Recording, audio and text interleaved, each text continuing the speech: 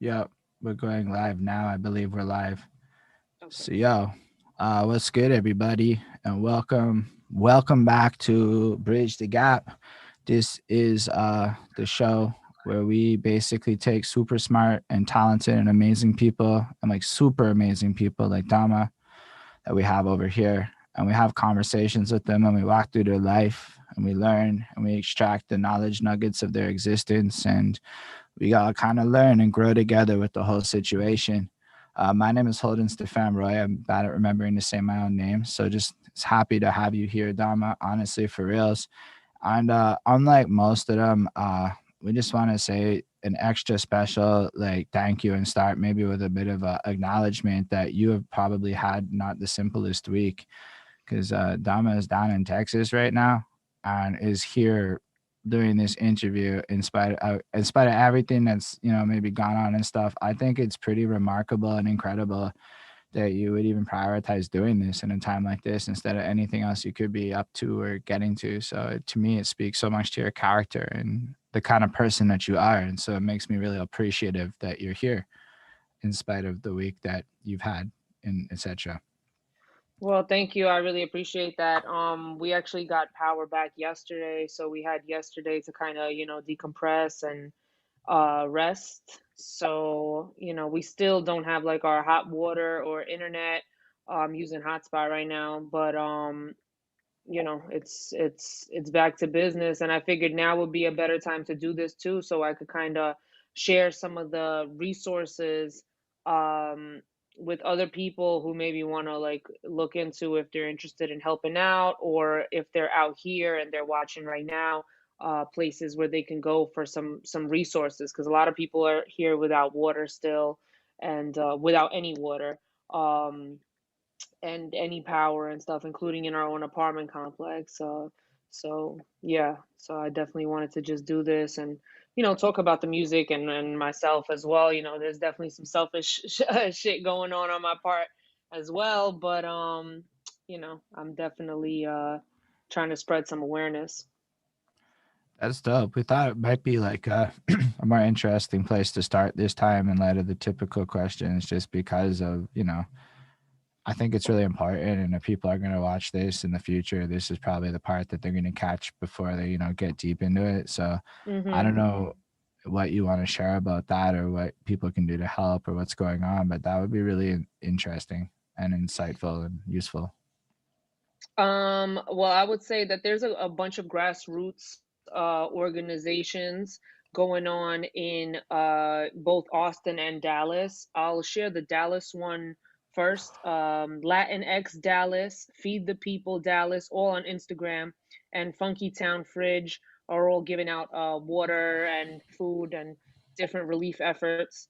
And in Austin, I would suggest that anybody that's in Austin to look at When Where What Austin on Instagram, because they have compiled a whole list, spreadsheet of what's open, warming centers, places that are giving out free food, and places that are open to just sell food. Um, and there's a couple of grassroots efforts by hold on, sorry, Shaka, Shaka Select, Shakasellect, um, that are doing a bunch of stuff out here in Austin and bringing food and water to people. And there's a couple of other people too, certified and Dominican J, that have been like driving around and getting people that have like four-wheel drive trucks and kind of just bringing water to people and milk to people with babies, and just basically, and it's all on Facebook. So you tag somebody that needs help, or if you have like elderly relative or something like that that's in their home that can't go anywhere, they'll make a big effort to deliver to you all over the Austin area. So I'm very happy that these efforts have been going on. And also to go on FEMA and fill out that application to try and get your any type of bread that you could get to make up for this loss, because I know a lot of people have lost stuff in their homes, the food in their fridge, the week's worth of work, the damage to their apartment. So just looking for help. Right. Yeah, it's serious though. I mean, were you badly impacted by it? I don't know to what extent that you went through Well, this week. I Sunday night at 2 in the morning, we lost power, and I started looking it up, like what's going on, and I saw that it was supposed to be rolling outages, where like they take certain areas and take the power out for like 40 minutes to try to conserve power, which was a stupid thing to do during a blizzard.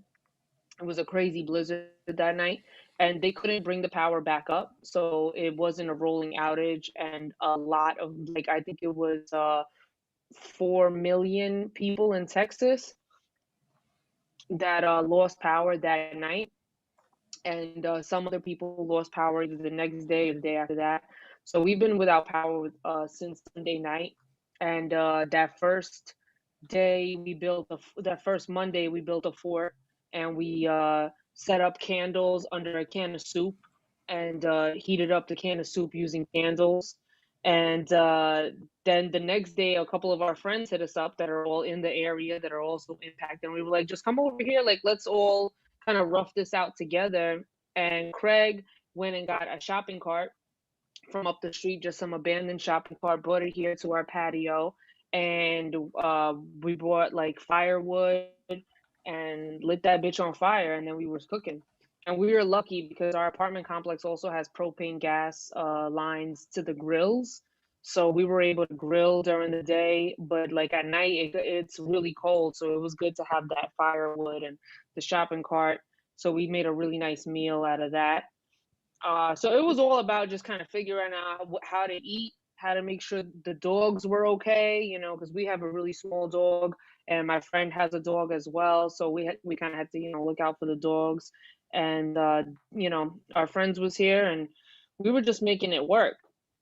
But then on Wednesday, most of our friends like went home by then, and they went home and they got some power, some water, something like that, and then we were still in the dark. So I was like depressed because it's just so, it's like parts of the day that feel okay, but then other parts feel terrible. And I have asthma, so my asthma was acting up all week.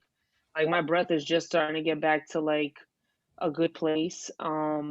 And so it was really stressful, and seeing the lack of accountability on the electric company from Austin Energy to ERCOT, who is like I guess, who manage the whole electric grid of Texas, basically like telling us nothing over and over again.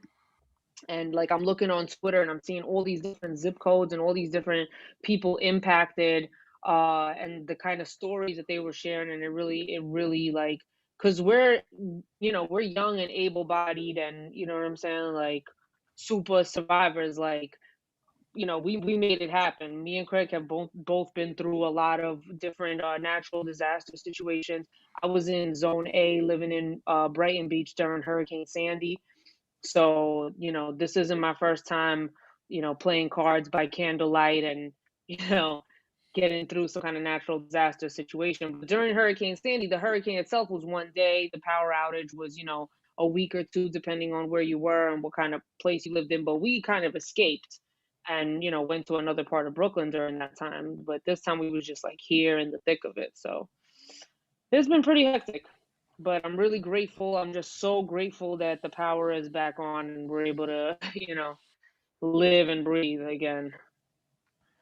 That's crazy. It's like it reminds me honestly of the ice storm that Montreal got in '98, where Oh basically yeah. it was like 2 weeks of it was extreme weather, power got clipped for whatever reason, and then 2 weeks of like no power. I was young, I was barely impacted. I got bounced around to people that had like heating, that whatever. So I know my parents went through the same experience that you went through.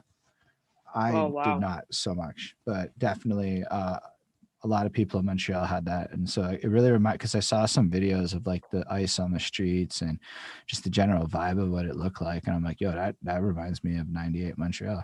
So it's like really, what's really interesting is that it's Texas that this happened in, just on like a whole other level, because you're just not like expecting it there. But I definitely Yeah, kind of nobody here is like prepared.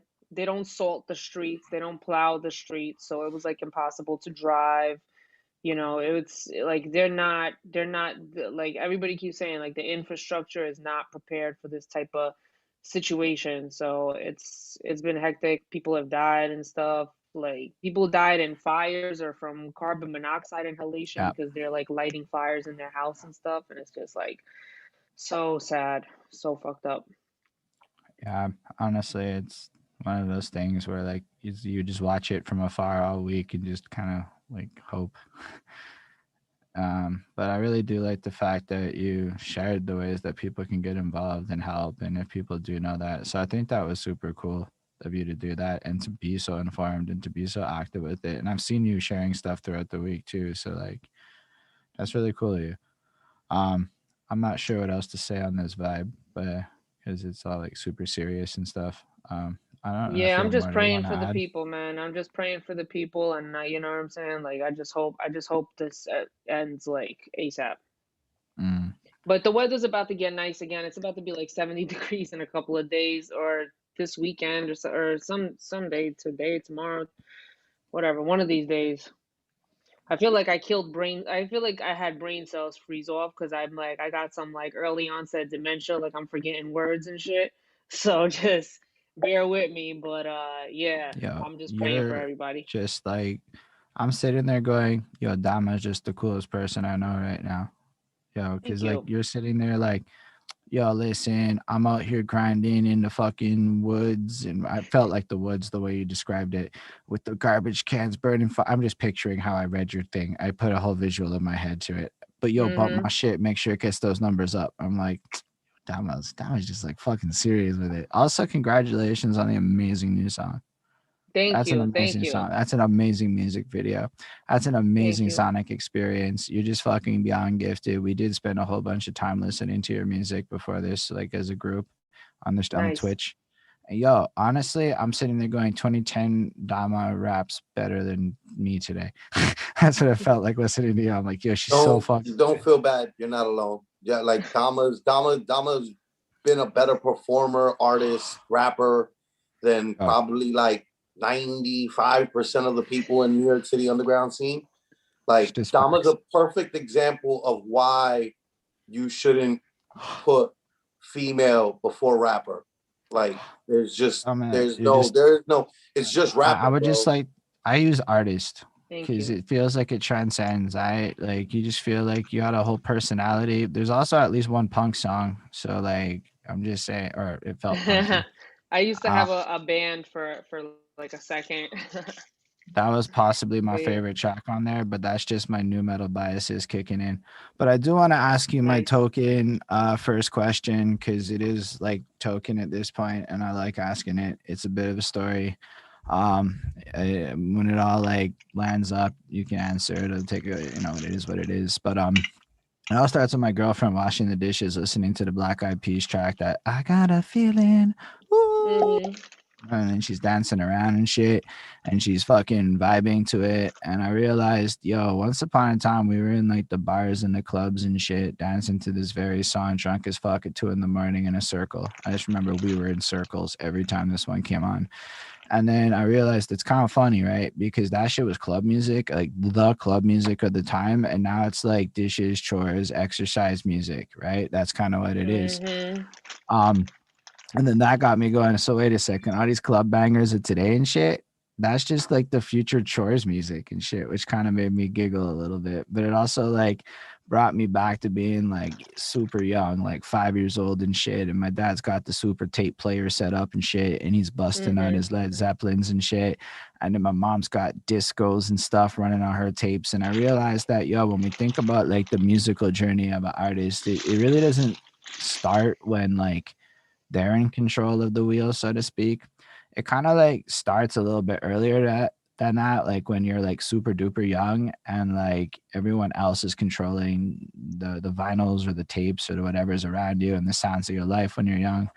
So Mm-hmm. like what I'm hoping is you can kind of walk us through the landscapes of what it's like to be Damo when you're like 5, what your parents or whoever around was listening to, what kind of tech was, what the vibe was when you were like so young that you had no control over it. My father, Edward, was a jazz musician. He was a drummer, guitar player, really great piano player and singer.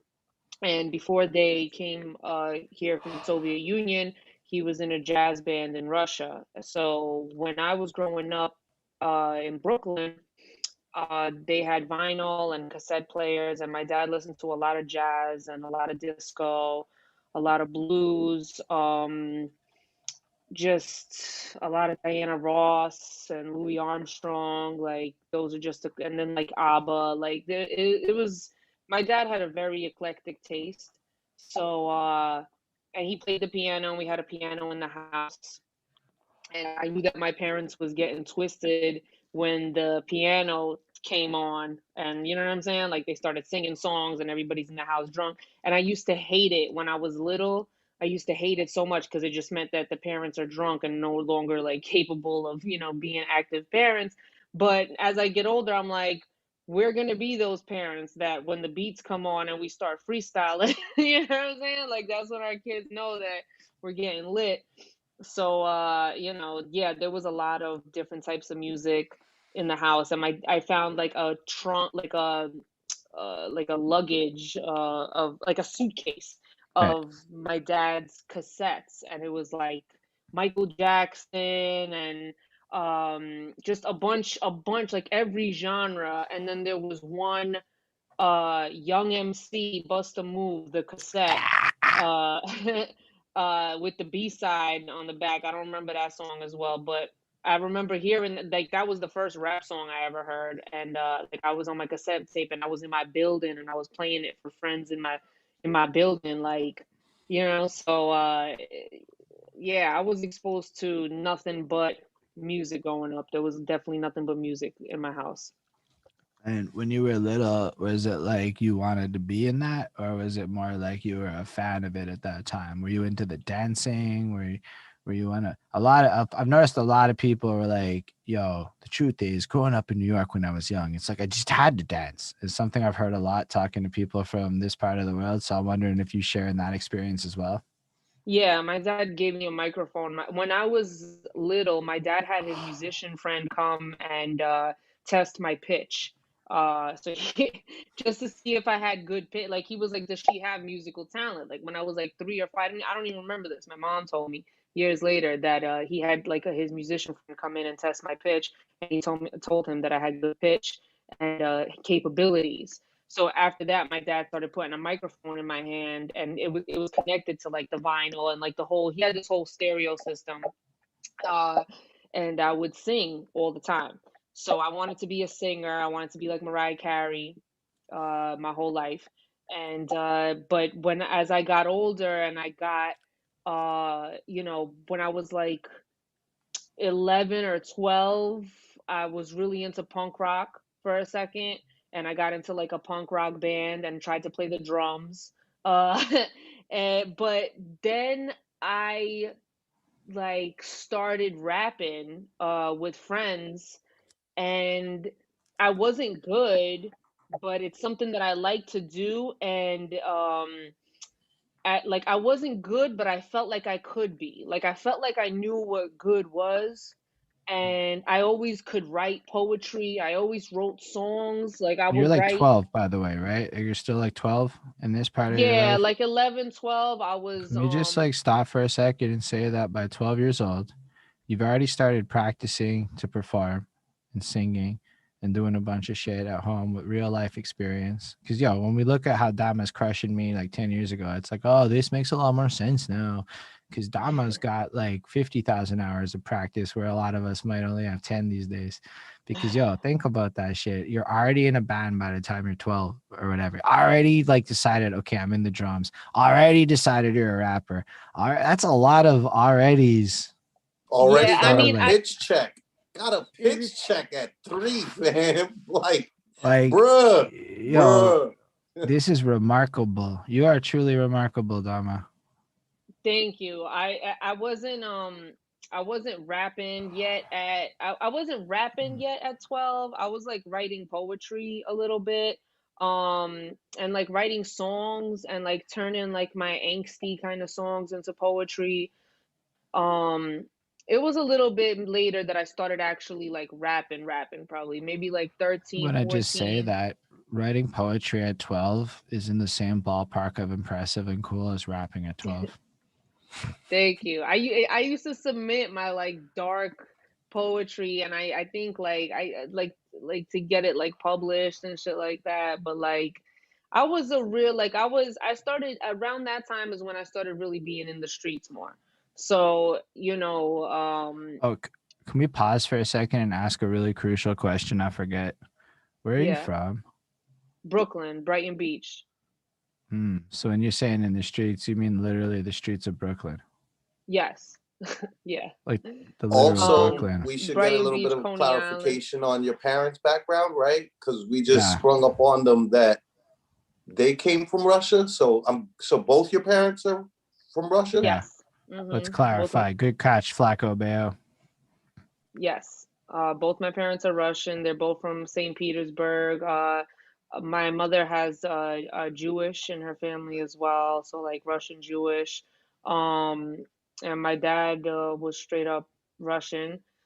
So they came here from the Soviet Union like on some escape shit. Like they had to go through like Austria and Italy and like do all types of finagling in order to get out of the Soviet Union and come to America. And they ended up like my mom lived in Astoria and she lived in Coney Island on 33rd Street.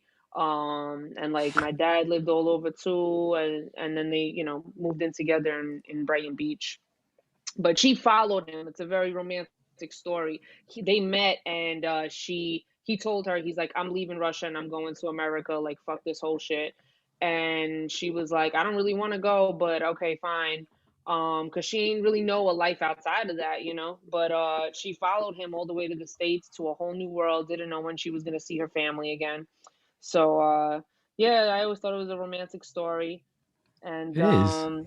yeah, and she's an actress, so she kind of like gave that up for a long time to work and stuff because they had to like you know really grind it out here. They didn't speak the language. It was tough, but they made it. And then I was born in Brighton Beach, and I went to school in Brighton Beach and Coney Island. So I was like one foot here, one foot there half the time. And you know Yeah, that's fucking cool. I mean, it's mm, always cool when people talk about New York places. I'm used to Bronx now because Flacco talks about Bronx so much. I'm a little desensitized. But then you said Coney Island, and I'm like, oh yeah, that's a New York place too. yeah, very much so. Very much Uh, so. I used to spend time in the Bronx. I mean, we could take our time getting there, but I spent a lot of time in the Bronx as well. I was like one of the only people in my neighborhood that even really knew, you know what I'm saying? Like to go to the Bronx, like that hmm. wasn't something that Brooklyn people and Bronx people usually don't really, you know what I'm saying? Like No, I don't know don't what go you're to each saying. other's boroughs. Like we'll both go to the city, we'll both go to Manhattan, but we don't really go to each other's boroughs like that. No, But hold I up. was like, So, Facts. You know so, what? so, I I think think we should Holden was about expand to on say that. what I was gonna say, which is like, you know what? I think this is a bridging the gap moment, right? Like Yeah, mm-hmm, this is because here, it's natural, it's right in front of us. We can segue to a quick little blurb. Hopefully we can keep it within a few minutes of we can give it as long as you this want. this thing, right, that we have in New York City, which I talked about on my Facebook Yeah, plenty, no, but and because and like, Damo was participating in it about the fact that Brooklyn people don't come uptown very much. And I was thinking about it because I'm gonna be very candid, right? I was thinking about it in particular, Dama, the status that I wrote that you participated in, where we talked about how there's Brooklyn people are missing out on something in the Bronx. I was mm-hmm. thinking about the fact that I met this woman in the Bronx that I was like, yo, Cabin would fall in love with this woman and do anything for this woman. But he's never gonna meet this woman because he doesn't come uptown. Simple as that. Where it's just like, yo, you're missing out on the love of your life. It's right here within your city, Right so here in the close to you. Bronx. right here in the Yeah, no, Bronx. but like even to go bigger than that, right? Like, so we listen to a lot of music, and you have these little skits, like the one on the DMX album, where like the Pac-Man skit, where he's just literally, it's about like being from different neighborhoods, and we can tell you're not from here, this, that, and then I found out there's fashion trends for each of the different areas, so you can actually look at Slang as somebody well. and literally know that they're not from your place. So now Mhm. you're saying to me that it's like you guys don't even like, like we don't know, like, yeah, I'm in Montreal my whole life. I've never been to New York City. So like when you said, you know what I mean there, I was like, no, I have no fucking, as like a first, like I did not know that people from Bronx and Brooklyn don't commingle like that. I don't even know how deep that goes, but then y'all will commingle over here, but not commingle. Like that's some nifty shit that I've never heard in my Yeah, life. when we leave New York City, we'll team up. But in New Yes. York City, like it's kind of like, I'm pretty sure, Holden, that there's people that you know in Montreal that they don't leave their general area much at all, It's so weird right? because I feel like I don't know anybody like that because the city's like an hour in all directions to everything, and you end up just always like, I mean, there Okay, might be sides of life like that, but that's the thing I think is very different about yeah, Montreal to things like LA was another one where I learned it's kind of like that. And I'm like, wait a second, that's like I had to really process it and realize it's a completely different existence than the way that I can like literally cycle pretty much anywhere in Montreal in under an hour. And it's yeah. like New so York City compact. is the same way, right? You could, like that's why we have the New York City Marathon. It touches on all 5 boroughs, so Mm. you could easily, you know, take a walk into any from one borough to another. But there are literally people, and Dama could testify to this, that they're born, they live, die in their borough, and they, for the most part, don't leave their borough, Their neighborhood. their That's neighborhood. Especially the deeper you go. You know what I'm saying? So I'm from, Brighton Beach, Coney Island area, which is the very, very bottom of Brooklyn. It's the last stop on every single train. It's the deepest part of Brooklyn. There is no deeper part of Brooklyn. Deeper than that, and you're in the water. So, I used to go, like people in my neighborhood, we sometimes would be able to get the whole crew out to go to the city to like go to a club or go to a show that we was doing or whatever, but it was rare. For the most part, like they like, yo, I'll see you when y'all get back. You know what I'm saying? Like we'd be right here, getting money or whatever. So, I was never that type of person. I was venturing out into the East Village when I was like 12, mm. 13, going to like Astor Place and all those places. And then, you know, it's like a gift and a curse, you know what I'm saying? Because I was in the system when I was young, like when I was like 14, 15, I was in like group homes and detention centers and stuff in Westchester, with like close to the Bronx, like Yonkers, White Plains, a few stops on the Metro North from the Bronx, and everybody in that group home was either from the Bronx or Yonkers, and I ended up meeting some dope people that I'm still mad close with, mad cool with. One of them actually gave me my name, Dominils, when I was 17. And I first started rapping. He got me into my first studios. Like my first songs were recorded in the Bronx ever. Like first time my voice on wax was recorded in the Bronx, and not just anywhere in the Bronx. Yeah. 238th and White Plains Road, which is like the one of the top.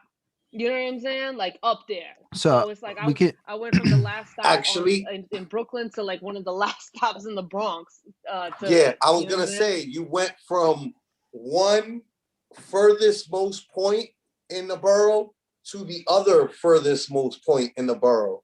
Like that Mm-hmm. is like the tippity top of the Bronx. You're essentially not for your stone's throw from Yonkers and Yep. Westchester and all of the upper parts that New Yorkers tend to call upstate, which is just like that's really Right. not upstate, bro. No, Yonkers But is New not Yorkers, this is upstate. how New Yorkers are. These are key That's little fair. things that And we're trying to bridge the gap of it's information for been you brought to here. my attention that just because I'm unaware of these people, there are certainly people in Montreal that fit this definition. Cool Man Logan is like, bro, I LaSalle, look at that name. And I'm like, okay, I can see how that place has people that never leave that area because there are certain pockets that maybe you just don't have to ever leave because it just has everything and it's kind of like a box. Whereas Mm-hmm. where I live is pretty interconnected to shit, so I'm encouraged to go places. Facts, Yeah. Baxter. Mm. Baxter said New Yorkers are like, if you can't get there on a train, that's why Staten Island, like New Yorkers, we joke that Staten Island isn't really one of the 5 boroughs and it's not part of New York City because you got to grab the ferry there. There's no way to get there except vehicle or boat. And then soon as Yeah. you Or soon yeah, as you like a make that bus. A bus goes impasse, there too. That's yeah, as funny. I soon as you like make that Baxter's impasse, and reaction with a boat. people can't just go pay, back in the days it would have been a token. Nowadays, a few years ago, it would have been a Metro card. Nowadays, it might be a swipe of your credit card. But the point is, if you can't just swipe and get on the Metro, we don't call it the Metro, by the way. I don't know why I called it that. Yeah, I'm so excited that You've you been were. Montrealing for a hot minute. I was sitting there going, I'm not correcting anyone. This never happens. I know it's a subway to you people, but let's roll with the that train. Montreal It's just the shit. train. It's just the train. It's just the Call train. it the train. So it's not even the subway. Or, You just I said it's mean, the train. usually it's your line. So like I'm over by the 2 and the 5. So I'm just like, it's just the 2. You just call it by the train line that you're on, or the train, subway. I'm Definitely not the Metro. QB. I definitely call that shit the Metro all the time. Sorry, And there's interrupt. also Dama. All these ladies want to say hello to you. They keep Dama. Kendra, come on. Yeah, they all want to say hi. What up? Dama's warm. Hi, Dama. They love the video and the new single, by the way. I love that Dama Yes, got some electricity. I love that Dama's Only for the warm and gangsta shit. bitches. Dama's What got up, Ange? warm. What up, Miss B? How y'all doing? Dama. Kendra's in the background right Dama's here. glowing. What up, Kendra? Love you, He's not gonna man. kick you punch you in the throat. Sorry about that, guys. These ladies, sorry about that. no worries. Love y'all, man. That was great. It's always fun to see the love thrown like that, in my opinion. Because Dama, you're incredible and you deserve every second of it. Thank you. I appreciate that. That's Totally the facts. agree. I've watched Dama bust off the domes that are ridiculous. I watched Dama host in ways that make other hosts look less fun as hosts because Dama's like the host you're hoping for. No offense, Baxter. I see you over there, but it's Dama. Hey, It me is and what it Baxter are is. good co-hosts, man. He's That's the true. co-host with I don't think I've except for the beat challenge is the only thing I host by myself. But with Souls too. With Souls is hosting now, but that's the only one that I hosted dolo for a minute. But yeah, I'm mostly just hosting saying, Baxter. you just it's a joy when Dama's there, is what I'm saying. You come Thank through you. with like, I'm gonna come in with a swagger like I don't give a fuck, and we're all jealous that we can't give a fuck like you can't give a fuck. Like people can't give a fuck, like, you know what I'm saying? Like to a degree of You know what the level real that you thing bring is, it to. though? You know what the real thing is, though? I do give a fuck. I give a fuck for real. You know what I'm saying? Like, and in order to have that I don't give a fuck energy, you have to have given many a fuck. You know what I'm saying? Like you have to like that's what it really comes down to. I do care. I care a lot. I know. And I believe that because I listen to your music and I've heard you speak, and then like you're very passionate, and it's true. But the energy is power, like power when Dama's in the room. But I do want to go back to like when you're 12, because that's about where we picked off when we did your tangent often, which was an amazing tangent because people get knowledge nuggets, which is fucking delightful to me. They're throwing We'll have more. Flacco's throwing knowledge nuggets, throwing it down. I fucking love that guy. But let's go back to being 12 and you're being a superstar already, because again, you're very impressive at 12. Are you actually performing or doing talent shows or shit? Hell no. I did a talent show when I was like 9 or some shit, but I was not very impressive at that age. You know what I'm saying? I was very rebellious. I was not popular in school. I was different. I dressed very different at that time. Like you could ask any of my friends, like they remember me having the green hair and my nose ring connected to my ear, and I was on my punk rock shit, and like I That's had dope, two though. bitches that kind of like was my little, you know what I'm saying? Like my little road dogs or whatever that did what I did. But other than that, I was not You had road popular. dogs. That's like cool though. Like, I mean, it's not Yeah. cool, but like in the sphere of that world, I would have been the road dog, whereas you had road dogs. So there's still elevation in that shit, okay? Yeah, I mean, I guess, but I fought a lot. I was, you know what I'm saying? Like I had been bullied a little bit for sure. I had been in definite scuffles. Just to Hold on, it froze. Just so that I don't know if yeah, I anyone know. knows, it I already froze. knew I was trying to. That's what I was All trying right. to do. I was trying to play off play I'm off like, the jumble. To be fair, I think that everybody in New York City got bullied because that's just New York City. Like that's New York fucking city, baby. Like even the bullies got bullied, which is why they bullied. FYI. right, All right, hurt people hurt people. It's not just a cliche. It's the right. dead truth. I remember one of my bullies, by the way. Um, his he was wild big. Like your man was brolic in elementary school, which is like I don't even understand that. Like, why? What are you doing with muscles in the third grade, bro? Like, you don't even need those right now. Like, what are you doing? None of us are I doing that. was, I, But you know why? You know why? It was because his dad used to show up after school and fuck him up in front of everybody. mm, Like, just for all sorts of whatever things that happen at school. But he used to beat him up like with his hands in like on school property, like in front of people. And that's a perfect, like when I look back, like I didn't understand it as a little kid. Like looking back, it's like, well, of course you bullied me. Like your dad used to bully you in front of everybody. You know what I mean? Like he was mentally and physically abusing you in front of the people that were supposed to be essentially helping you, and those people just turned a blind eye. yeah, So I bullying is definitely. it's a very New York City thing, Yo, and like I'm gonna throw it out there and go. I don't that know if doesn't it's take one. just New York City. I totally went through my bullying in high school. Maybe I don't know to what extent it's all comparable, but I know a lot about getting bullied. That was certainly a thing that went on. No, I mean Uh, that's a thing, right? But like in New York City, like I said, it's just everybody gets bullied, like in some form or fashion. nah, Like like You when you're in either high you school either years, like no, like I'm saying, like everybody I know here jump in, got you Dama. bullied I too, bully was or just though. you get keeping it bullied, warm for you. there's no yo, yeah, thank you. I could see y'all a lot better now. I don't know if y'all could see me the same or whatever, but I We could see see you the everybody a lot same, clearer now.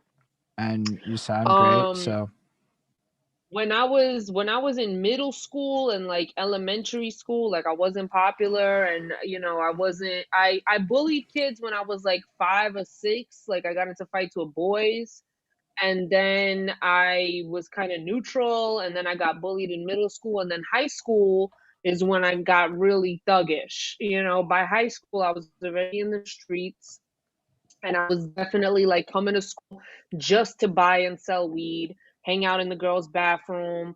Bitches in there were crazy, and I immediately was like, I'm getting with the most thorough bitches, and that's it. And at that point, like I was yoking bitches up, trying to rob them what is yoking? for like You just dollars had and some shit. slang shit. I don't know what yoking means. Like yoking, like when you grab them by the like collar throat, you know what I'm saying? Like yoke them up and put them Okay, up now I against know the what you're wall. saying. You said, yo, man, Dami, you're serious. I like it. Yeah. So, but then I went to the group home where I was the only girl from Brooklyn. I was definitely like the only not black or Dominican person that was there. There was all black and Dominican girls. I think, so that's it. That's it. There wasn't even no Puerto Ricans, like, because I was used to like a lot of Puerto Ricans around, but there was no Puerto, it was just black and Dominican. And there was some times in the beginning that I definitely got bullied for sure. Bitches didn't even like how I talked. You know what I'm saying? But then then this girl, then the new wave of like the first 6 months was hard for me. It was hard for me. But then my bitches came.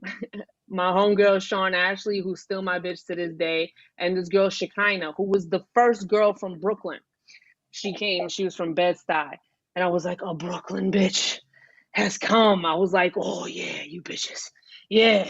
And then after that, I like everything was good. Everything was good. And then I became part of a more elite circle, and like we were killing it in there. You know what I'm saying? And like them Yonkers bitches couldn't hang when there was like more of us. You know what I'm saying? So it was interesting. It was interesting.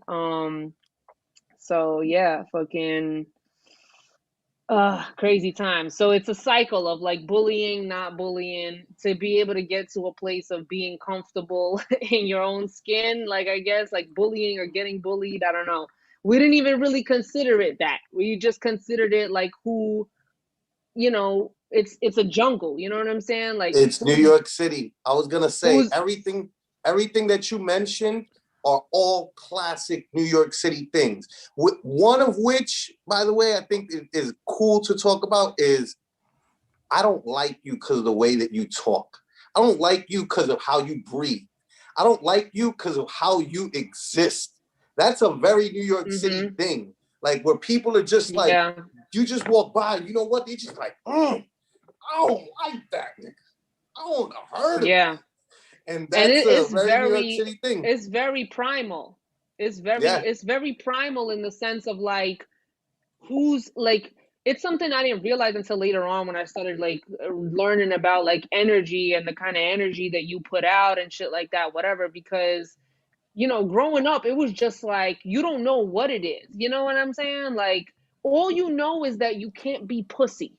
Like it's like there is nothing like it's like whether like I got jumped before outside of Lincoln when I was like 12, outside of Lincoln High School. I was still in middle school when I was like 12 or 13 or something like that. I got jumped by like fucking like 8 kids, but I didn't go inside the store. I stayed outside and got my ass whooped. And the bitch I was with went inside the store.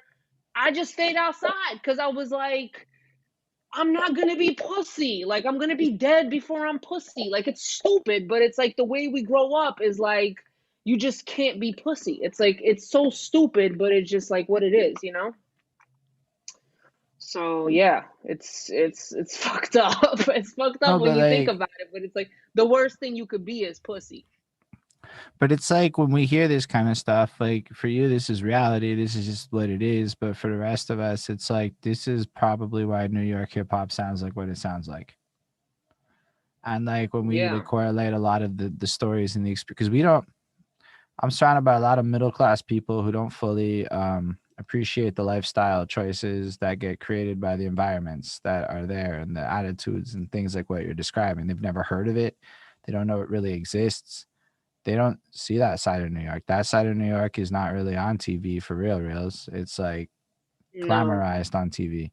So like to me, honestly, I learned so much about what it is to be in New York City through these conversations. Not like I really know, but like at least the how hard it was or complicated or why certain things are like just it's baffling to me that the way somebody talks is a problem when I grew up with multiculturalism and being taught to praise people for their differences and to be inquisitive about people who speak different.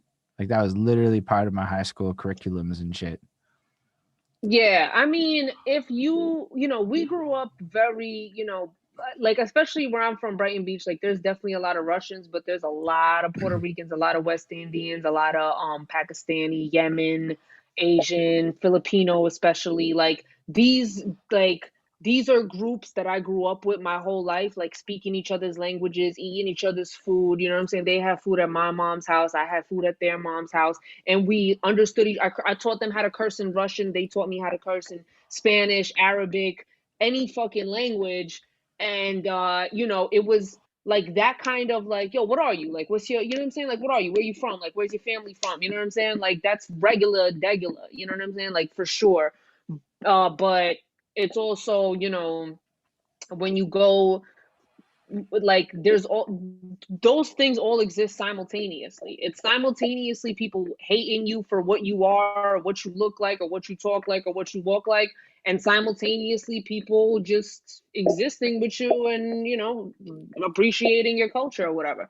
But in New York City, the thing about it is the diversity is very interesting because there's neighborhoods of whole people, right? So it's like there's Dominican neighborhoods, there's Colombian neighborhoods, Russian neighborhoods, Italian neighborhoods, Jamaican neighborhoods, African neighborhoods, so when it's a proximity prejudice as well. You know what I'm saying? Like, whereas you go like down south in America, like the racism is like based on ignorance. You know what I'm saying? Like what you know about people through TV and not really growing up with different cultures. Even the questions about cultures, the curiosity is different.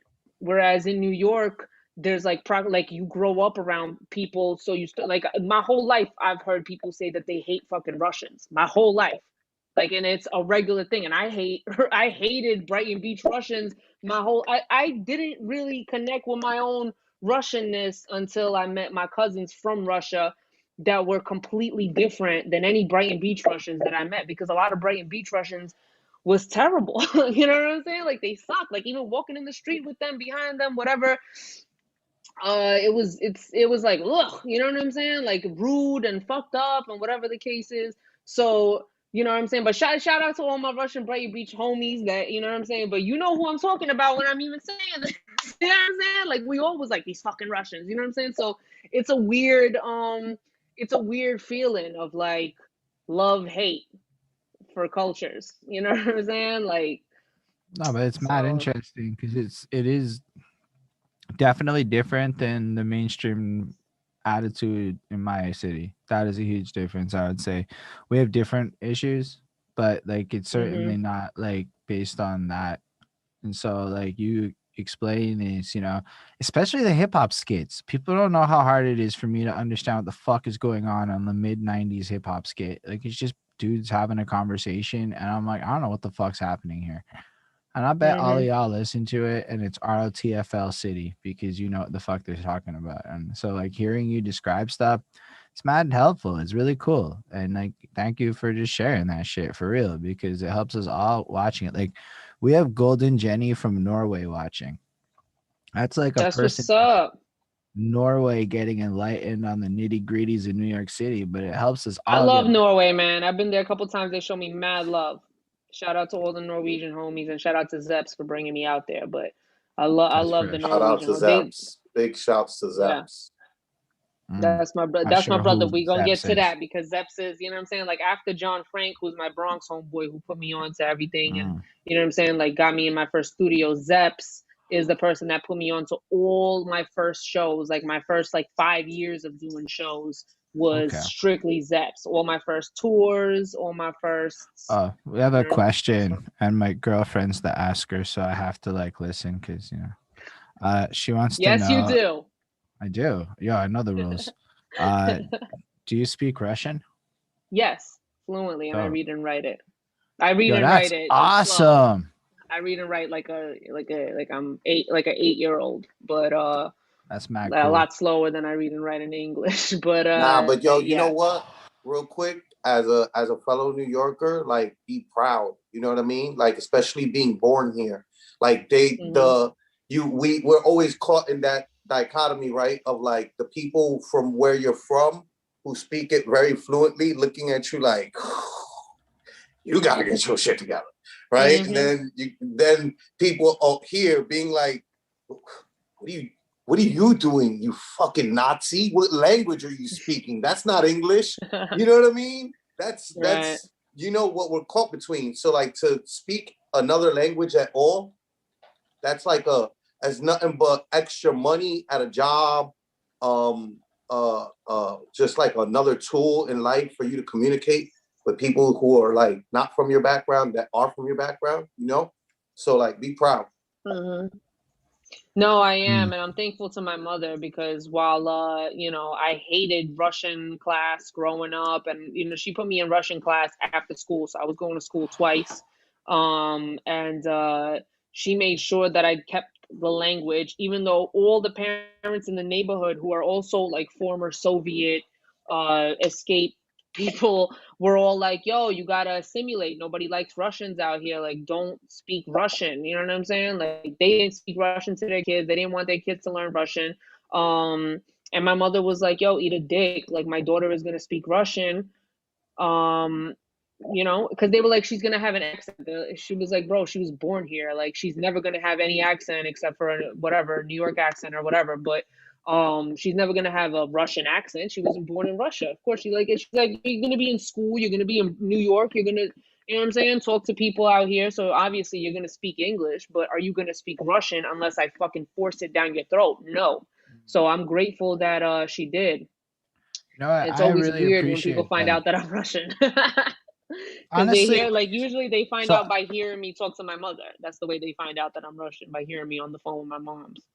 I happen to work with a lot of Ukrainians through my day job. The Hmm. second you said it, it explains so much. Like it just was like, oh, that makes so much sense about her personality, how straight to the point you are. Like I had to learn how to communicate effectively with Ukrainian culture, which is very similar to Russian culture as far as Hmm. everything goes. It's the same languages Definitely. and shit. So yeah, it's cool. Strong people. That's the one thing I can tell you. Like strong fucking people in the best possible ways. I love it, in my opinion. And Yo, you I want to like say Korea's shouts out to your mom. This is like the second reason that we, everybody who knows you, has like a reason to thank her, right? Like thank her for being like, like I don't really need or want to leave Russia, but this I'm gonna do guy, it. I'm gonna follow him and I'm gonna do it. I'm gonna do it.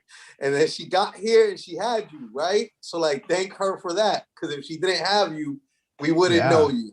You And if she know? didn't take the Yeah. time to teach you that shit in your culture, I guess at a base level, who knows? Maybe you'd be a completely different person. But Yeah. I know how complicated that language is. The level of discipline that it would take to actually have to learn about a third extra thing, like the he, she, they thing. I don't know. You know it better than me, I'm sure. But like, your Russian is a hard language. But we had It's not another. hard when you grow up speaking it in the house. You know what I'm saying? Like to me, it's like super natural.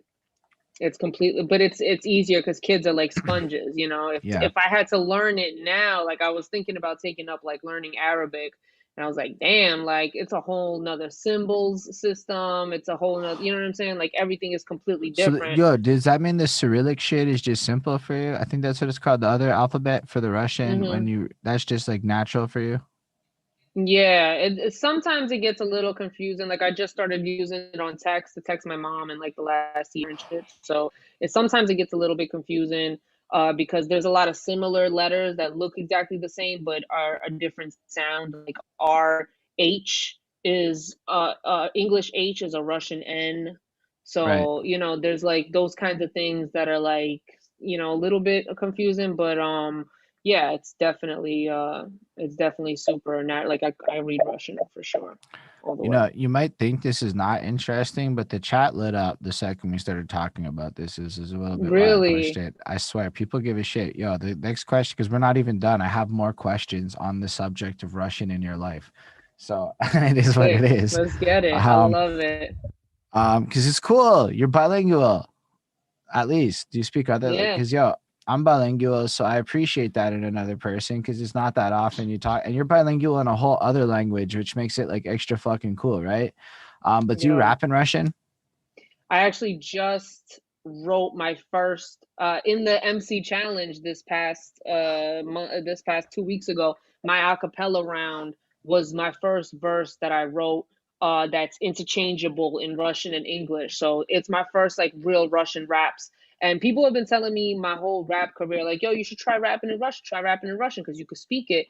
But it's not that easy because I speak a very formal Russian. Like I speak Russian to my mom, you know what I'm saying? So when I meet people from Russia that grew up speaking Russian slang, that I don't understand at all. I You know what relate I'm so saying? heavy. I do because I go Yeah. through this with the Quebec French side of hip hop. I'm learning slang in French on the fly. I have to like ask people like, yo, why is that funny? Like what the like because it's all literal translations. I don't see the double entendres. I don't understand the humor.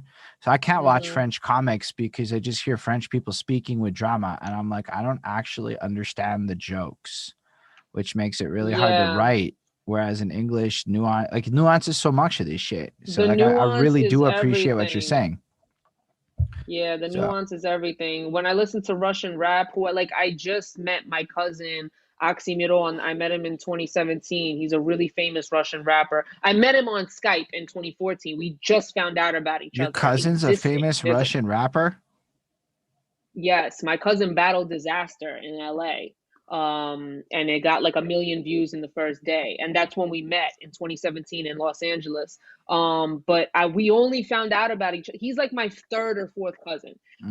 We only found out about each other because my mother had dinner with his uncle, you know, when he came to New York, and he was like, "Oh, your daughter raps. My fucking nephew raps," and like da da da. And we found out about each other in What's his name? FaceTime.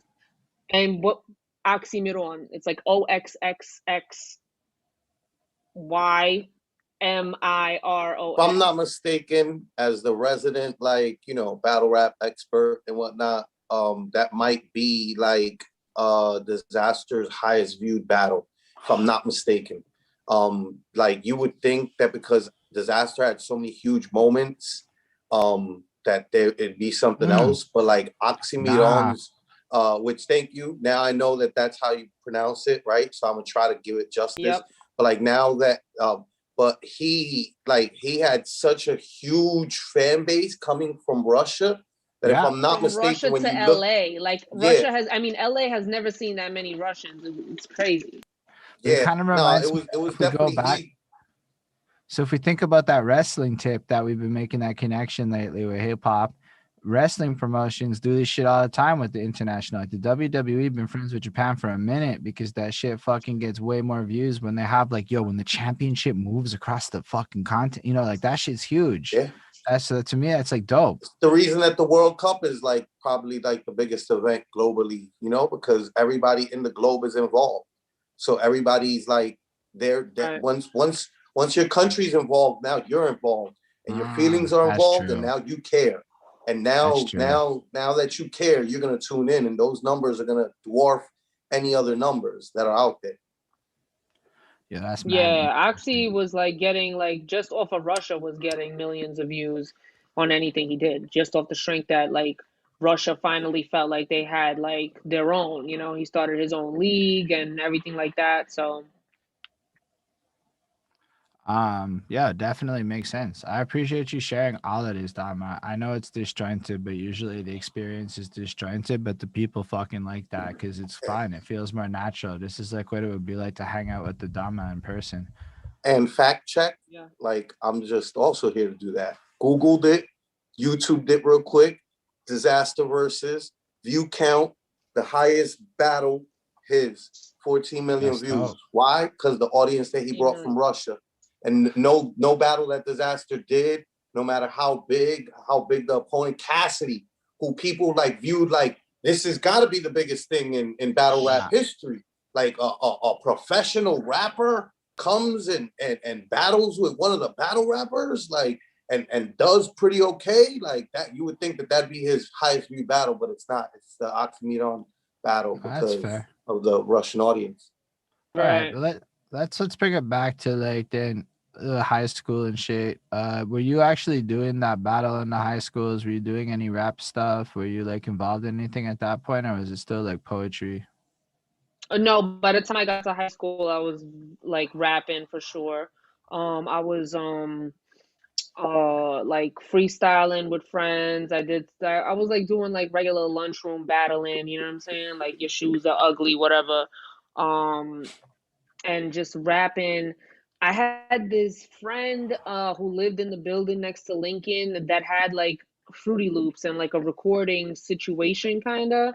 And like I recorded like a little freestyle, whatever. But all my homies back then that like we would cut school. Like I never went to school when I went to Lincoln. I never went to class. I would just go to like sell weed, buy weed, fucking coke, whatever. You know what I'm saying? So I was just on some hustling shit. So we would cut school and like go to the boardwalk or the beach and we would freestyle, and my homies would be like, yo, don't quit your day job, you know, which definitely lit a fire under my ass to be like, yo, I'm about to be mad nice for no reason. Like I'm about to just be mad nice. But then when I went up to the group home and I had a CD player. Before I left, I went to my homies' cribs that had like CD burners, and I burned Nas, Mobb Deep, Biggie, Cameron, like every rapper that I wanted to listen to. I'm like, I need a soundtrack I need music to like get me through this time, you know? So I was listening to Mad Nas and Mobb Deep specifically. And I started writing rhymes in a way that I was like thinking, I was like, would Nas rap this? would Nas like this? Like, is this something Nas would say? Because at that point I started getting to a like place where I'm trying to look at my raps objectively as somebody that now has been really like listening and studying it for a long enough time to know the difference between whack or good. And I wanted to be really good. So that was kind of like my point of reference, was like, is this something, like I was really heavily influenced by Nas at that time. So and like um but before that, because that was like group home era, because it's like a lot of like thinking and reflecting. It's like when people go away to jail and they start reading the Quran and the Bible and shit like that. Like that was like my Bible, was listening to Nas. Before that, it was like in freestyle in the streets. I was like into like Biggie and 50 Cent. You know what I'm saying? Like their collab, their posthumous collab was like, you know what I'm saying, on repeat all the time. But then I went and started kind of like making my pen a little bit more like, let me talk some real shit. uh so yeah, that's what I was doing then.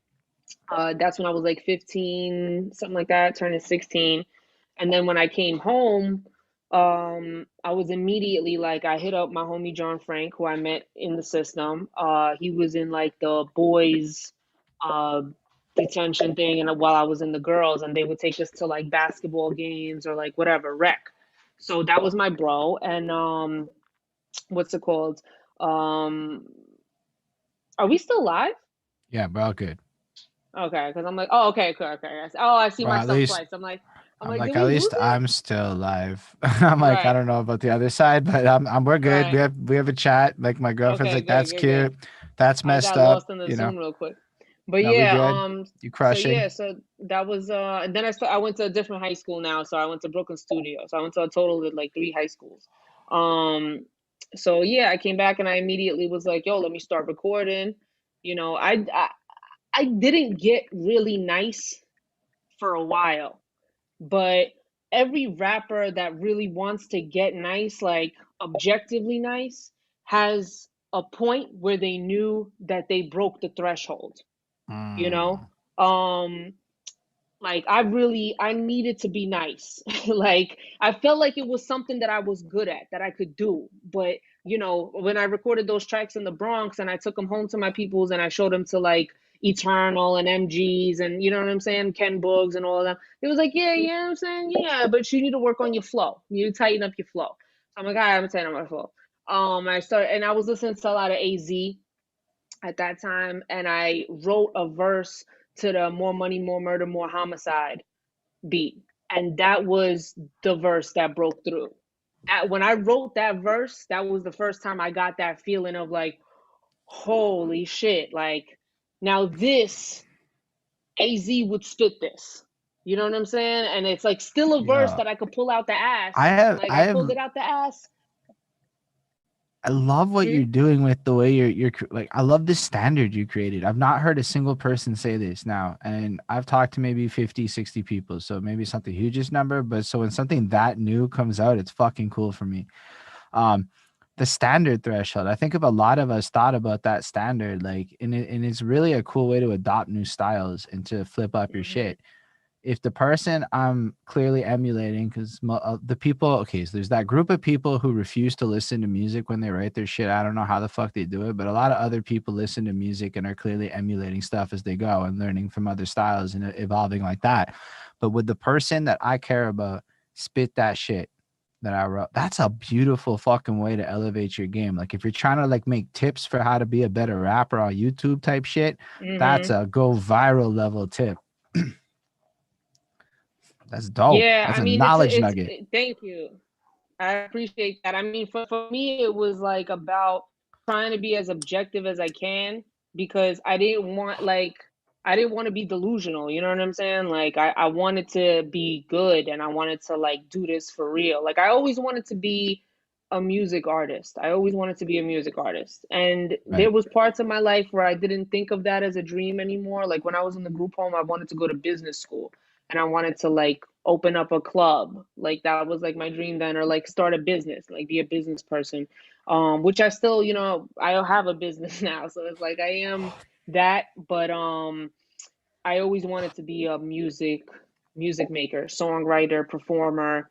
That feeling that like I got the first times that I performed, um, even though I was holding the mic fucked up and cupping it all crazy and had terrible breath control, when I could get the verse out and whatever, that response from people, that look, that energy exchange, like once I felt that, they were just like, there's ever since then, there's never been a time when that wasn't the thing that I did, So I wanted to be objectively good at like being a lyricist. Like I needed to be respected. My homeboys that I used to like hustle with, we was in the streets, we was in elevator shafts, like smoking blunts, like rolling up, whatever. We used to break into houses just to smoke weed in the wintertime. Like we would fucking empty out Dutch guts into unfinished walls and shit.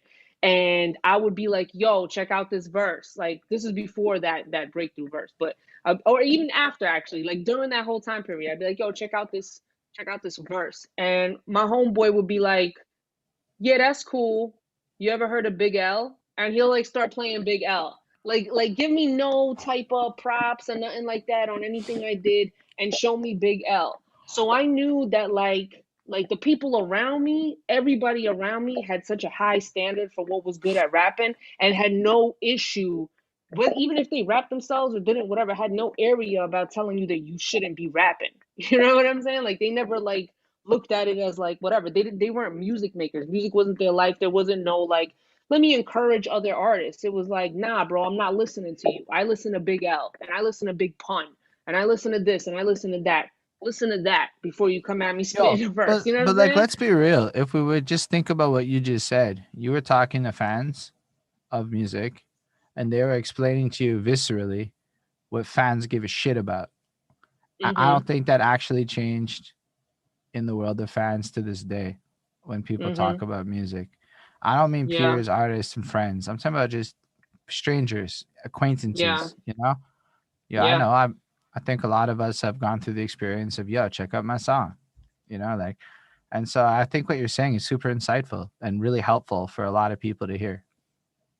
Yeah, I mean, it was, it was that type of, and I always felt like shit, but I also felt like, all right, well, I'm gonna listen to Big L and fucking, study this type of, you know, lyricism and ability to put words together and, all those kind of things. I needed to get good. Like I had a fucking thing inside me that was like, I need to master that. I need to master that. Like, But you're so so I good today. started like, I mean, it took, a lot. I mean, once I started getting good and I started putting out music and whatever, like for real, I started getting my props. But props can also make you kind of like feel yourself. You know what I'm saying? And be like, yo, I don't have to maybe try as hard. Yes. It's breaking through that and being like, yeah, actually I do. That makes you like solid and good. You know what I'm saying? Because I feel like I was good at rapping, but I wasn't like a solid artist for a long time. Those are two extremely different things. I Mm-hmm. like that distinction. That's really cool. But still, you're young and you're applying yourself to the craft. And something I really appreciate is the level of effort that when people tell me, like, yo, I knew I wasn't good, self awareness. That's a huge part of being great, is to be self aware. You have to know where you stand. And you're actually being realistic with this, Big L. Like, I'm going to say that to this day. I think Big L is one of the nicest. I don't care what. My Big L album review still gets clicked on. That doesn't happen for Nice. most people. But maybe 10 people a week, but still somehow Big L is that interesting. Okay. Like, and you're like, I'm going to be that good. And I'm not argue. I heard some of your shit. I put Dama on that playlist. I'm not going to lie. And Thank you. why? Because you created a real standard.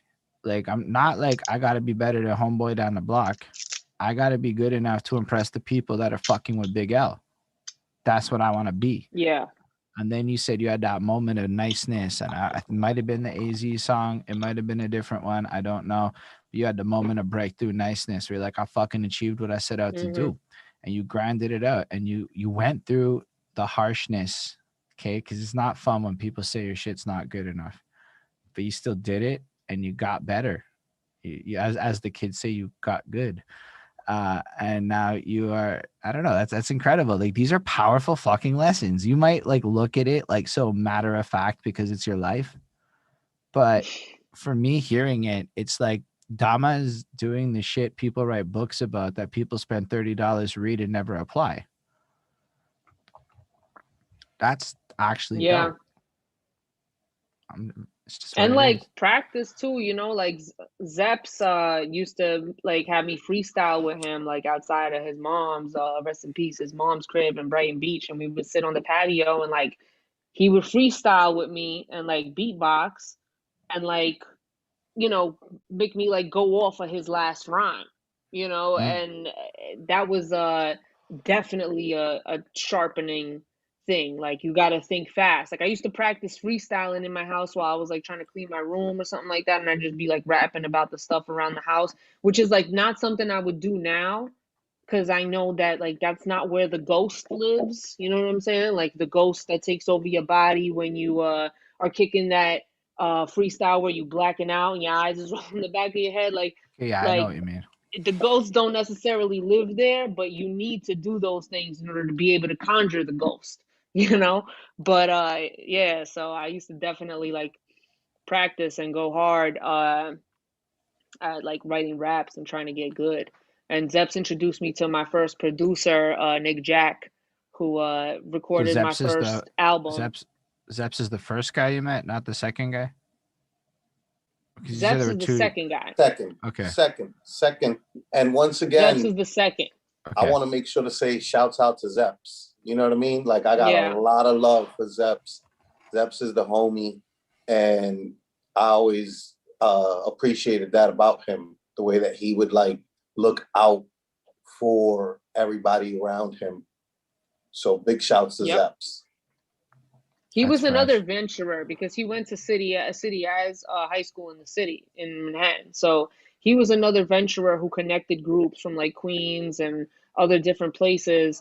And you know what I always loved about Zeps is that he is 100% real in your expectations. So whereas like being in this game as long as I've heard a million times, yo, this is gonna be industry, this is gonna be popping, this one and that one is gonna be there, this one and that one's gonna see you, it's gonna be this and that, like bullshit. Zeps would throw shows for friends, by friends, for, but what's it called?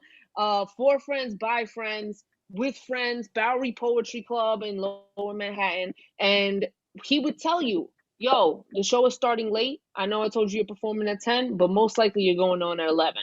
Yo, this and that. I told you your set is 10, but minutes or 15 minutes, it might be 8 minutes, whatever." Like he was always just real about everything to the point where it's like that set a standard for me as well. Like knowing that kind of realness of expectation made me really be able to discern the bullshit, even though of course I fell into the bullshit trap, the let's have a 2 hour phone conversation about making you famous, kid.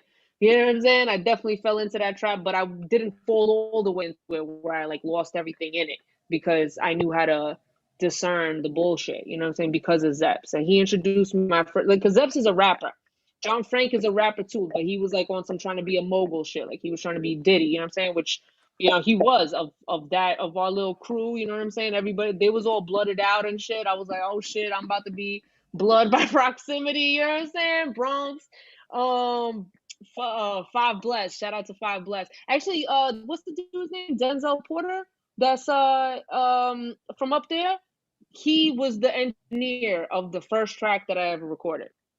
Word. And he was recording in that was his studio. I don't think he even remembers that.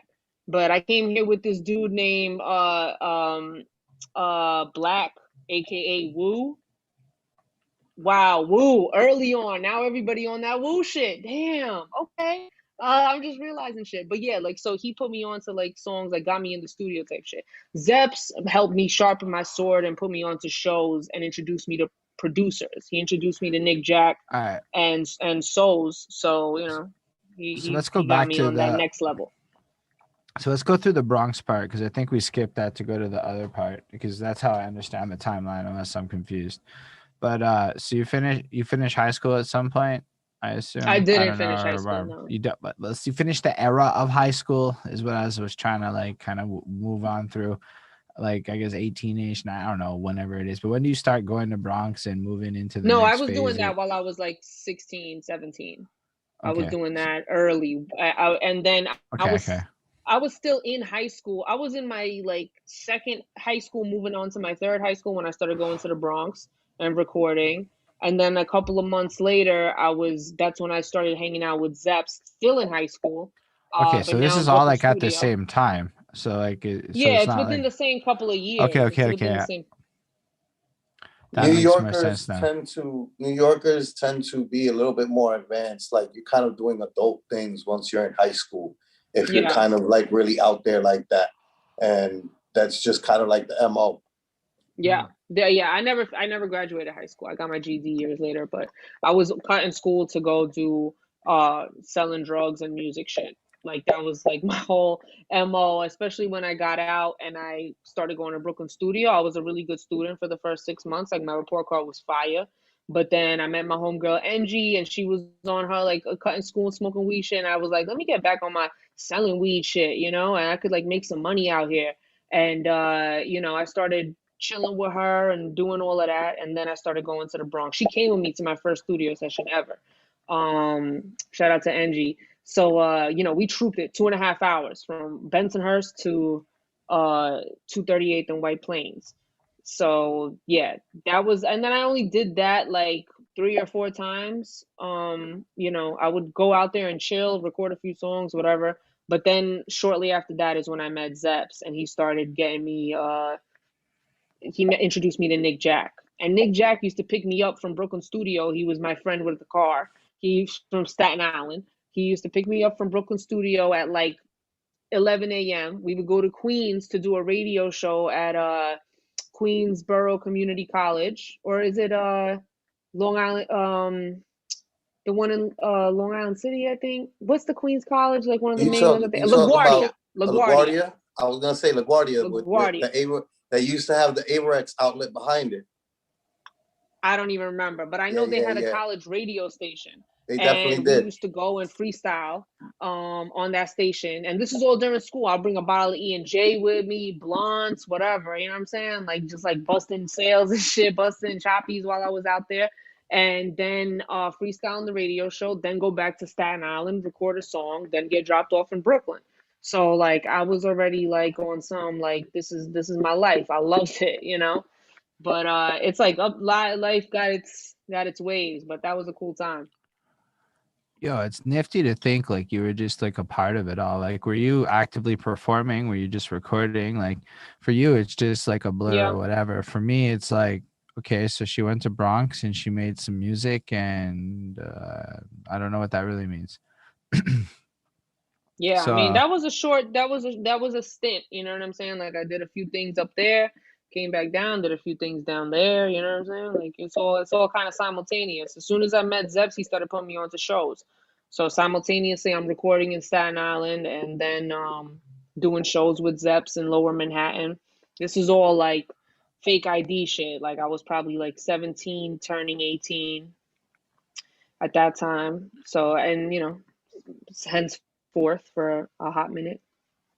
So, and you like, said, tell us about performing though. Like, what's it like to be performing in New York in that time, being underage as a MC? Like, that's a crazy experience that not many people are ever gonna have. Yo, I mean, I don't know. I mean, it seemed like so regular. You know what I'm saying? Like, we just went to the place. I used somebody's sister's ID because I had a fake ID my whole life. From like 13 on, I always had some kind of fake ID, but I needed a real fake ID that was a real one that you could scan. So I would borrow like my homeboy's sister's IDs and shit like that, and I would have a couple in the thing, and I would go to the spot, and they would just let me in to. And if they thought so I'll tell you a good story. Zeps took me upstate New York, to do a show with like Merc, and a bunch of people upstate in Albany. Merc and the New Familiars. First time I saw like a hip hop band, melodic situation, definitely inspired me. But the bouncer didn't want to. It's brick outside. It's cold. It's wintertime. Bouncer didn't want to let me in because he did this thing. This was when Google Maps first came out. All right, because he looked at my ID and he was like, "What's your address?" I'm like, "I know my address by heart. Spit in my address." He puts the address up in the Google Maps and says, "What's your cross streets?" And I'm like, what? Like, I definitely didn't know. He did not want to let me in. I'm like, dude, I just came here from Brooklyn, like 3.5 hours away. My homeboys, I'm with Zeps and another dude, and he's asking them my name, but they know my real name, but they know me as Dama. So, but they don't know my ID name. So they're Right. like, "What's her name?" He's like, "Yo, we know her as Dama, yo. We're all rappers. We don't know each other's real names." And so we had to call the owner. And at this time, I was selling this weed that, if you remember, at that time in New York City, there was this weed that was regs, but it looked like dro, and we called it baby dro, and it didn't have no seeds or stems, and it smoked real good, and it had the fucking, I like, it looked icy. You know what I'm saying? Like Facts, it could facts, pass for facts. I dro, remember this. I remember this. I remember the this. baby dro. And You know what I'm and saying? technically speaking, there was like probably like 20 strains. Like, Yes. I used to get Yo, it for regs prices, so I would get it for you like guys had a baby dro. That's the yeah, cutest it's weed called name baby I dro. ever heard. Yeah, it was super cute. It was super cute how much money that shit made. Because I used to fucking buy it for um fucking like Regs prices. What was it like? It was like $50 an ounce or some shit. It was something ridiculous at that time. And I would, when we would go upstate, like that time, I bagged it up and I sold nicks as dimes and dimes as dubs and so on, double everything. So, and you know, because you're, when you go into upstate New York from the city, you're like, yo, I got that piff. Got that New York piff. when you going out of New York, period, it's the biggie. Yeah. And Knicks Yeah. go for dimes down south. You know, everything Yep. doubles in price as soon Yep. as we leave New York City with it, because it gets a New Yep. York City tax. Yeah. The New York City tax. And you'd be like, yo, it's that fucking haze. Silver haze. They'd be like, yeah, let me get fucking like so much, like all of it is sold out, cleared out. So the owner comes out, the dude's not letting me in. She puts an X on my hand. She's like, yo, you could come in just to perform. After you perform, you're out. I'm like, all right. I come in there, I'm selling mad weed. And then I watch the performers, the other performers, I perform. She didn't kick me out. She let me stay. I ended up selling her weed, everybody at the bar, you know what I'm saying? And it was just, it was a great night. But yeah, performing with fake IDs, it's like what I had to do at that time, you know? It's bars. It's all bars. You gotta fucking travel to, you know what I'm saying? Get to a bar to perform, club, whatever. All I'm saying is Everything. my girlfriend reminisced and appreciated your story more than, like, I felt like you brought her back to her fake ID era, and a lot of people had a fake ID era. For sure. For sure. I started going out to clubs when I was like 14, you know, I 13, I 14. I was started going out to 21 and up. Yo, I was from Broad Street, yo. Know what I mean? Philly. Yeah. Broad Street. I was a Super Beans fan when I got my Yeah. fake ID.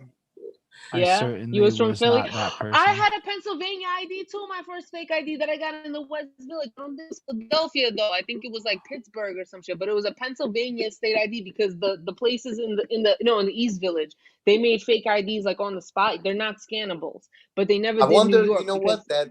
I think I'm getting what you're saying. Like, yo, it's crazy, right? Because I got yeah. mine in Harlem on 125th, and it's just like for them to be that far separated and to both be doing specifically Pennsylvania, where Pennsylvania you want to be from, you know what I mean? Like,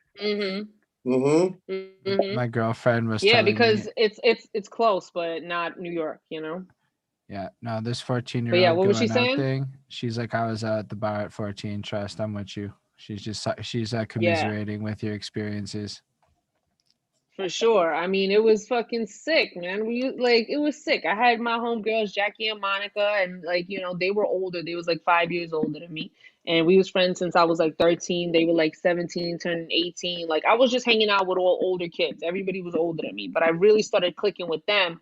And we would, you know, do all the shit. And we would go to fucking clubs and like we went to like Life in Queens and like all these different places and like just partying like we're 21. So it was I mean, like I'm 21. Crazy, man, crazy. But I feel like, yo, back then I used to tell my moms, I was like, yo, let me do all this shit right now and get it out of my system. Cause I'm gonna do it eventually. I'm gonna just do it now. That's Like, great. That's great life advice. That's a knowledge nugget right there for facto. Drop those not right now. every kid should be doing that shit, That's you should but no, I'm saying period. Like it's good to get But things out of the way. Like all those, like I'm gonna fuck up, I'm gonna do all this crazy shit. You should get that done early. Like that's it's why a big lot of facts, people man. in life end up having those midlife crises because they have like that, like this feeling of just like, oh my God, I'm gonna die without having done X, Y, and Z and experiencing yeah. whatever. And it's just like Yo, you should I have did that swear when you though. were young. You shouldn't have been So so like I didn't do focused. any of that shit when I was young, and then I hit my mid-20s, and all of a sudden I'm dibbling and dabbling in things that I probably should have dibbled and dabbled in like way earlier in life, right? And when you're like Yeah. full-time employee shit, coming in after a Molly trip feeling depressed is a different thing than when you're going to school. That's all, like it's just a different vibe. It's like so like hearing you say that, I think this Yeah. not to Yo, encourage everyone, but coming like going into 9 to 5, shirt and tie, corporate America, with like after a weekend of like fucking doing wild coke and having like the ill bloody nose at work, like that's like it's different. It's another. These are situations that yeah. this is why we're So here. you spit some wisdom Yo, again. I Is what worked you're in the saying. Empire State Building on the 60th floor when I was 18 to 20, like 18 and a half to 20. I worked in the Empire State Building for a fucking, like, if you see Wolf of Wall Street, that's where I worked. And I used to work with a bunch of degenerates. Everybody had a suit and tie on, but they had tattoos up to their neck, you know? Everybody did coke. Everybody in there was either in rehab and recovery or still an addict about to go to rehab. So we did coke in the elevator. Like I did that, like party all weekend, while out, whatever, and then come into work Monday morning or party on a Tuesday, come into work Wednesday morning. And, but I was really young, so I was able to handle it at that time. Like like it's not now, fuck that. But back then, 100%. And I would talk to my homeboys that was all, and my homegirl that was, everybody was all in rehab and shit. And they were like, listen, I was like, what would happen if you take a shot right now? They'd be like, yo, gonna end up in a hotel with a hooker and a fucking 8 ball of blow and a needle in my arm by tomorrow night. And I'm like, oh shit, so we do drugs differently. Like that's when I learned, like, people do drugs differently. Some people could do drugs or dabble or whatever, and some people are like, nah, stay away. Don't do that. They're ready to So they're ready to crash their whole entire life. Like, look, yeah, they this shit is is me. I'm behind the wheel, and I'm about to take this bitch off the road. right, right. So yeah, I definitely get the whole. That was my last corporate job. I mean, that was my only corporate job. But yeah, that was the job that told me that I don't want to be working in a corporate situation. But I've been Yeah. working since I was 14, whether it's hustling or whatever, or legit, like hustling and legit jobs simultaneously. Like in New York City, you need both, So I was doing both a lot, and I did like telemarketing and shit, whatever. But that State Building job was crazy. It was mad bread. My first paycheck, they took me to the strip club across the street, Rick's Cabaret, ordered me a steak and a bottle, got me a lap dance, like, hey, welcome to the company. You know what I'm saying? So I was like, I like working here. That's amazing. That is a wild time. That is a seriously wild story. I'm not gonna lie. I like appreciated it.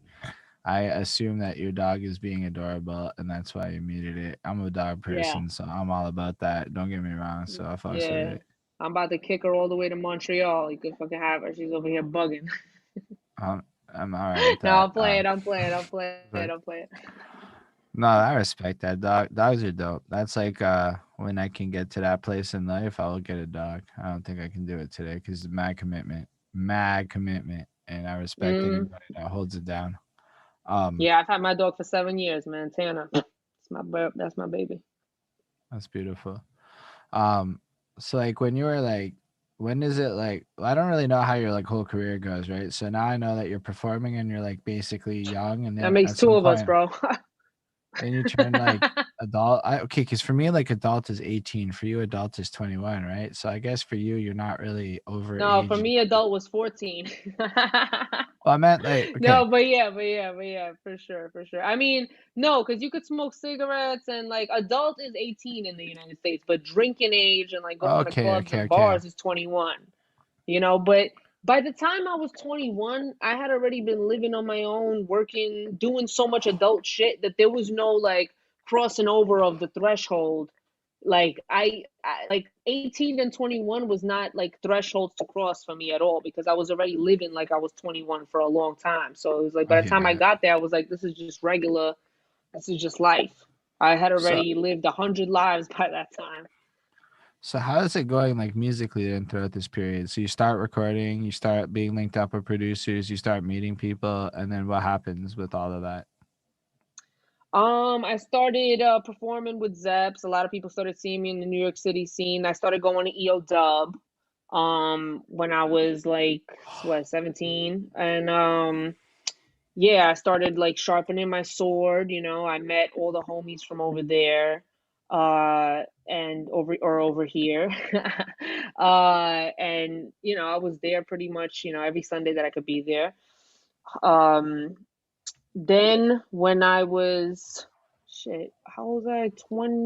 19, Zeps booked us like a tour situation in California. So I went to LA and the Bay Area and we did like 3 shows in LA, then drove up to the Bay and did 2 shows up there and with our homies like Zenhao and Zyme and Floss. Shout out to them. So you like literally road tripped across the country to perform places. No, we flew to LA. I Okay, you mean, flew. we flew to LA and then we drove to the Bay. And then we went to North Carolina, drove down there, did a show out there with all the homies. Souls was there, F Dub was there. It was a bunch of us. Then Zeps and I went to Norway, London, and Amsterdam and performed. So we did a bunch of shows out there. Then I came back to New York and Mozzie put me on to like this Wu-Tang Chic Luch tour that was going on. So I opened up for them. And this is What? Um, all at the age Hold of hold like up. 19, you said, right? You yeah. Oh no, at this point now, like there was the Cali tour, there was the North Carolina thing, there was the Norway, London, Amsterdam, there was another Cali time. Then by this time, by the time I performed with Chic Luch and Ghostface, I must have been 21 because I had my 21st birthday in LA. Crazy. That's crazy. Um, crazy. These are your college years that the you're talking second the about. second time I went to LA, I had my 21st Yo, but birthday that's for like one of these fake ass industry parties where they told me like, "Oh, it's mad industry execs. You're gonna perform midnight hit." I had the mic in my hand and the beats with the DJ, and G's is there ready to be my hype man. And they shut down the whole fucking spot because the promoters didn't pay them. So that was how I spent my 21st birthday. I wanted to fight everybody. I wanted to wash people up. We all was about to die in LA because I would like we was all very upset. But then I went to Norway and London and whatever. So by this time I'm 21. This is right. 21 time. Yo, but that's like, do you realize how much you've done by 21? You've already like done more than entire careers by the time you're 21. I Yeah. mean, I tell you this, like what she just listed, like by the age of 21, like that's like experience that other artists like wish that they could pay for Yep. and get early in life. You know what I mean? Most No, artists not don't not get just those early in life. experiences People would till just do it at later all on. ages. There are people Yeah. who would just, I know today, that are like, would just pay for that experience if they could. If they knew the person, they put up 5 racks just to get that experience. Yeah. And I think the reason that like everybody saw how hungry I was, especially Zeps. So he always would put me on and like our own, you know what I'm saying? Like people that or not even our own, but like people that he put on before would be like tight, like, yo, I thought I was gonna rock, like Dama gets time, whatever, like hating. But I'm like, yo, I come when Zeps ain't throwing a show and he's like, yo, there's this bar in Williamsburg that I'm gonna go perform. I got a set. It's 15 minutes. I'll give you like a song and a half or whatever. You could have 5 minutes of my set if you come, and it's in Williamsburg, so that's like a fucking hour and a half on the train in a blizzard or whatever, you know what I'm saying? And I would do it every time, no matter what I was going through in my real life. Like during this time, I was fucking homeless. I was like shit was a crazy. That was a bad time period in my personal life, but a good time period in my music life because I was uh I was hungry and I didn't give a fuck if I didn't have nowhere to sleep that night. I would find a place to change to like look as fly as I could or whatever to go to a show and perform at any given time. So it was like people like Zeps and like Mozzie when he put me onto that show, and like later on Penn when he put me on to Jimmy Fallon, probably like within a year or so after that, um, saw in me because I was ready, willing, and able to rock all the time. Hungry shit, all the way. Yo, but those are big life lessons. Cause as much because a lot of people that are hungry, and I use the quotation marks because when it comes to hungry, it stops at the words. But you're describing a lot of actions you took that are irrevocably hungry. Yo, I do know what it is to take an hour and a half blizzard fucking subway. I have to do that shit to work a lot. Like it's just half a Hmm. year for here. So hearing you say that you're willing to drop shit to go do that, to do 5 minute sets, I have some like pride issues sometimes with the idea of 5 minute sets today and now. So Well, like, today, yeah, for sure. but Back like, then, though, it's like, 19, 17, 18, 19, 20, 21-year-old Dama was very like, I don't, like, it took a while for people to find, like, once I got gassed up enough to where I was feeling myself and I already dropped a project and a video, then it became kind of more like, you know what I'm saying? Like, if Dom was performing, like, it's a show, you know what I'm saying? Like, put me on a real thing, like getting my own. But before that, while I was, working my way up, I'd go to EO Dub, which is for me at that time, it would be a train and a cab or two trains or a train and a hefty walk because EO Dub wasn't really next to where my train was. So it was kind of a mission, especially on a weekday. I mean, a weekend, Sunday. When did you start But going I to the would dub? do it and go just to rock one song or rock at the Power Cipher at the end, even though I never had at 17. yeah, 17. We should have And said it that was quick. before. The dub, like 17, yeah. Can you hear me? Yeah, we can hear you. Is my connection good? Okay. I can hear you. You're good. Can you hear Okay. us? Yes. Cool. I'm scared of losing connection because I'm on the hotspot. But yeah. So yeah, EO Dub, like even though I never had to sign the like after my first couple of times of going, after that I never had to sign the list again. I'd always get like put on stage at a certain point. Is still going on a mission to go rock and going on a mission to go cipher, but it's like what you do when you love it. Like all you do want to do is be around it and do it. Could you talk about that for a second, real quick? Could you like break it down? Because I think you're thinking that this audience is familiar with your dub story, and they probably aren't. You know what I mean? Like, so So you True. not let's being able say to sign up is just to like a super, you so know. here, let me give you a frame of reference to always keep in mind. Golden Jenny's in Norway. She does not know necessarily about the EO dub experiences and what the list means in New York City. I think it's the Pyramid, right? Is it the Pyramid? Is that the name of the Yeah, it place? was it was the pyramid at that time, yeah. So, Um, EO Dub is this, network that we're all on now, but it's been 20 plus years in New York City and a bunch of countries around the world. But at that time, I just knew EO Dub as an open mic place with an MC challenge that I had friends that participated in and people that beefed in it. It was just a place. It had a certain kind of reputation for having like politics or whatever, like from people that weren't in it. Um so I was a little apprehensive, but when I started going, the first people I saw was Angel, Vice, Sarah, and Jess.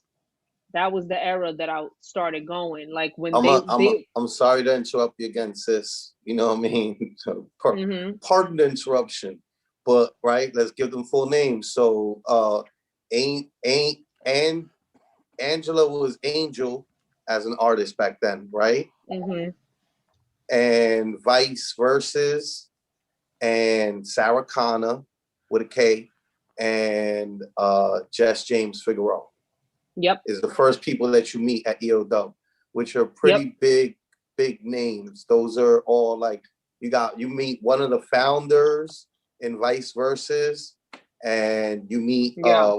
one of the future co-hosts with you in Sarah, Mm-hmm. and also like underground veteran, super veteran, and Jess James Figueroa, Yep. and Angela, who's like also like helps run the dub to this day, right? Yeah. So like, And vice versa was the whole reason that we're here in this Zoom. You know what I'm saying? yeah, Like this whole Zoom channel was started as a memorial to vice versa. You know, so yeah. Rest in peace, VZ, man. Big, no, that's cool. That, and just people don't necessarily understand that this is like a big deal to people. Like everybody I've talked to from New York has spoken of their time going through the dub. But what people don't often talk about is how they went a couple of times and got skipped and don't have to sign up on the list. In fact, usually what people are telling me is how they had to wait on the list till the end of the night. So not everybody's going to know that you not having to wait on the list is a testament to the fact that you're that ill, and you're really just being humble about it is what I'm appreciating, when you should be a little bit more braggadocious about how significant it is that you got to skip the list. So that's why I worded it all like that, because it's actually a Yeah. big deal that you're that good. I mean, I guess. But yeah. No. It's definite fact, and that's what I'm trying to drag out of you too. And I'm like, man, Yeah, crazy no, I right mean, now.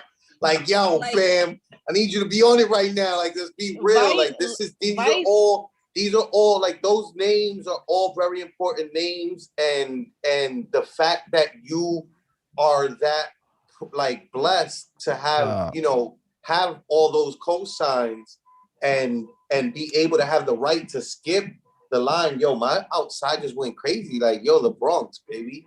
Like, I hear shooting up like there, they hearing cars, Dama! guns, the speakers just started blaring. Like, the Bronx, baby. The Bronx, it speaks, it has a voice.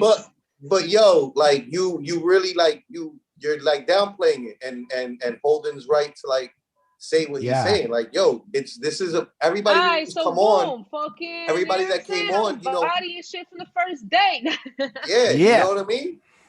There we go.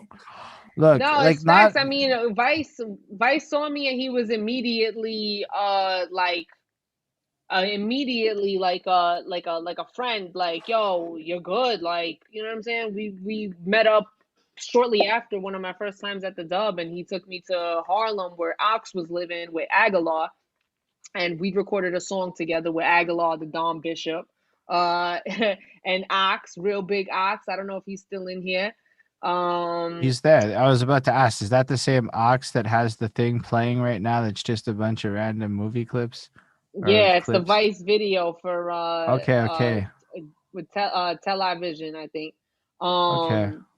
But yeah, so immediately Vice was on stage all the time hosting at EO Dub at that time. So anytime I would come in, he'd give me that look like, you, come on, like, let's go. So yeah, he got me, like, he was the first person to ask me to be he was the only person that really told me to be in the MC challenge. Like, he didn't ask me, he like, yo, Dama, like, you're down to do the MC challenge? I'd be like, yeah, I'm down to do it. Like, so he put me in my first MC challenge, which I won, and put me in every challenge that I've pretty much been in, except for these virtual ones. So you won versus who? I don't know who was in that. I don't remember who was in that first one. I remember who was in the Challenge of Champions in that first one, and I think it was like CF, Amzilla. Oh damn, I don't know. It was like, I know Amzilla was in. I know CF was in it. I was in one with Iron Solomon monsters, two absolute monsters with freestyling. Yeah. But that's like, for the challenge. That was the challenge of Champions. I didn't win that. No, sir. No, I was in a challenge of champions, but I won my next MC challenge. You won the challenge that got you there. Yeah, I won the challenge that got me there. But by the time I did my second one, and my second challenge champions was Iron Solomon. So it's interesting. I'm pretty sure Iron Solomon said he didn't do the challenge of champions. He just did the first one. Like, I might be wrong, but because I did talk to Iron Solomon. No, he did it. He was in it. Because he was in it with me, and I wore a cape that time. He remembers. Okay, fair enough. I might be wrong. I'm gonna just trust you because you were I there. wore and I just wore a trying to cape and I remember. was like, yeah, I'm fucking super rat bitch. I'm coming to fucking, you know what I'm saying? Beat everybody up. I was way too gassed.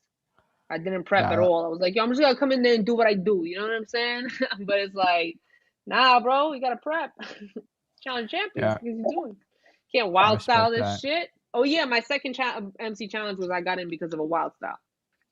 I just came up What's and a did it. I was there. Vice told me just go down stage and come do the wild style. We need more people to do it. And I did what's it a and I got wild it. style? Like where it's like you got 5 contestants and you need the sixth one.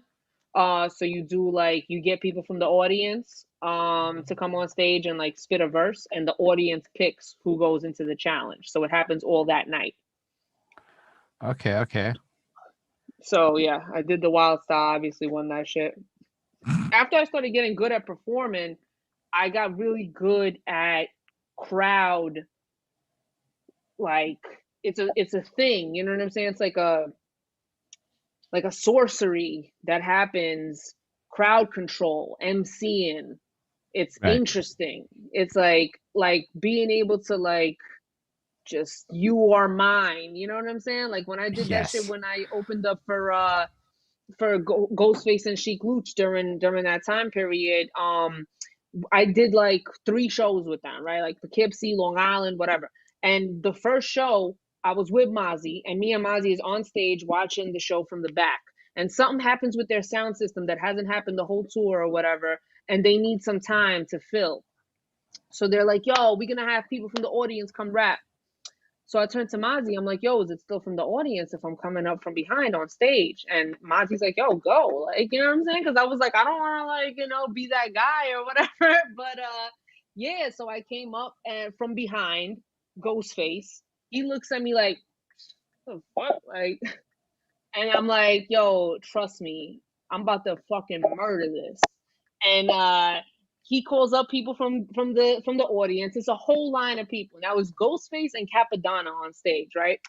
And I'm all the way at the end, and it's a whole line of people, right? So people is rapping garbage, trash, like one by one, and they're not even letting them finish their fucking rhyme. As soon as they start, if that shit is bad, they don't let them finish 4 bars. They're like, nah, like they're making those sound effects. Nah, bah, next, go on to the next one. And like finally, I'm like, yo, because they're getting tight. They're about to stop this because they're like, yo, y'all are whack. And I'm like, Ghost, please, bro. Like, I'm telling you. He gives me the mic. I fucking spit one of my verses that's like vicious. Like, and once you perform for a while, you start learning that not all the verses that are great on wax are great live. You gotta be able Mm. to, you know what I'm saying? Like perform it. And a lot of times there's verses that maybe when you listen to it on wax, it's like super fire because you get to listen to the words. But what people like live, especially at that time, not so much as this time, but all the time is flow. Your flow has to be crazy in the pocket. But at that time, if you on stage in for that kind of hip hop audience, what they want to hear is the like that's like going hard. You know what I'm saying? Like that, like, and while spitting, lyrical miracle without doing that. It's the lyrical miracle whip, we call it. You know what I'm saying? Like it's frowned upon, but at that time, it was like fire to do on stage. So I fucking did my shit. That's like, because I already knew they're not hearing all my words, but they was hearing my flow, they was hearing my pocket, and they knew that I was killing it. A bitch gets on some dude's shoulders. Like I got the crowd so much with an acapella that they're all bopping with me, and a bitch gets on a dude's shoulders and starts rocking with me. And I'm like, I got this. I give it back to Ghost. He's mad impressed. The next night we're in Long Island. Ag the coroner is the only person on earth who can testify to this. I'm standing with Ag, we talking. I'm telling him, what's been going on the show last night. This is in Long Island now. And Ghostface walks up and he's talking to me and Ag, and he tells Ag, yo, Shorty had their backs breaking last night. And I was like, Ooh, Ghostface said about me. Ghostface Killer cosign from Ghostface Wu-Tang Killer Clan. cosign. Like Wow. my guy. That's not just dime a dozen. That doesn't just Dude. Even Like even everybody gets everyone. that. I mean, Nah. I mean, like when we say everyone gets that, I mean everybody gets that one. We all have watched excessive amounts of Ghostface Killer media in our lives. At least anybody watching this will have, For sure. regardless to where they are in the world. That is Yeah. so cool, Dama. Yeah. So I turned to Ag and I was like, remember this. Yeah, we just You're got the a only person that damn saw this. holy fuck. That's what's coming through the comments right now. Wow, with a champion fucking trophy thing. That is Sick. more than cool. That is epic. And Cap's backs breaking from that's Flacco. But yo, no, for real. Like I'm telling you, you're that interesting. Yo, that was sick, man. That was sick. I was like, yo, you better remember this forever because nobody saw it, nobody videotaped this, nobody Instagrammed it. There was no Instagram. It was like, yeah, Ghostface just said that to me, and I held on to that. And I've met him many times after that. He never remembered me, and I never even think I even brought that up. Like, yo, remember you said I had their backs breaking from that show? Like, I never did that. I would just be like, yo, what's up, Dama? Yeah, Yo, we that's met so once at a, classy of you. yeah. That's classy as fuck. Can you imagine, like, but you know what? I don't give a fuck. Next time I see Ghostface, I'm be like, yo, remember fucking mad years ago in Poughkeepsie? Nah. I had If they you backs really breaking. You remember want, you said that about me? so what I can do is tweet it out and be like, yo, Dama says this, that thing, and then tweet him at it and see if he responds. Because we did that with Memphis Bleak and Nunzio, and Memphis Bleak retweeted and said, this is big facts. And I'm like, yeah, it's possible. Then you don't have to do it. I don't know. I don't know if you'll remember me. It's but not. It's not possible. Like, I feel like it's I've definite. performed Like with with Wu-Tang. everybody who comes on the show on this one, like these are all people that I know for a fact are not like lying here. They're not here Nobody to like says you're lying. Like I no, bet he remembers it. not saying that they, but I'm just saying it's all facts. You know what I mean? So it's just a matter of whether or not they remember. Right. But If we tag spoken, Ag the Coroner remembers. I'll tag. I don't know if Coroner. Ghostface remembers. Ghostface has done fucking a million shows. You know what I'm saying? Who's and I met them all. Coroner? AG the Coroner. No, I'm trying to get you to. Oh, the legendary rapper, bro. Legendary rapper. Like rapped with like I don't know, every fucking underground rapper that you could think of has done a song with Ag. He's fucking phenomenal, and that's the bro. That's been the bro for mad years. We met at Bowery Poetry Club at a Zep show or Public Assembly, one of those like Williamsburg joints. And yeah, that's the bro right there. But he's fucking nice as fuck, mad nice, mad dope, and a mad cool ass solid dude. But he's definitely done a song with every fucking favorite underground rapper and even above underground rappers that you could possibly think of. Well, he's definitely super easy to Google, which is amazing. Yeah.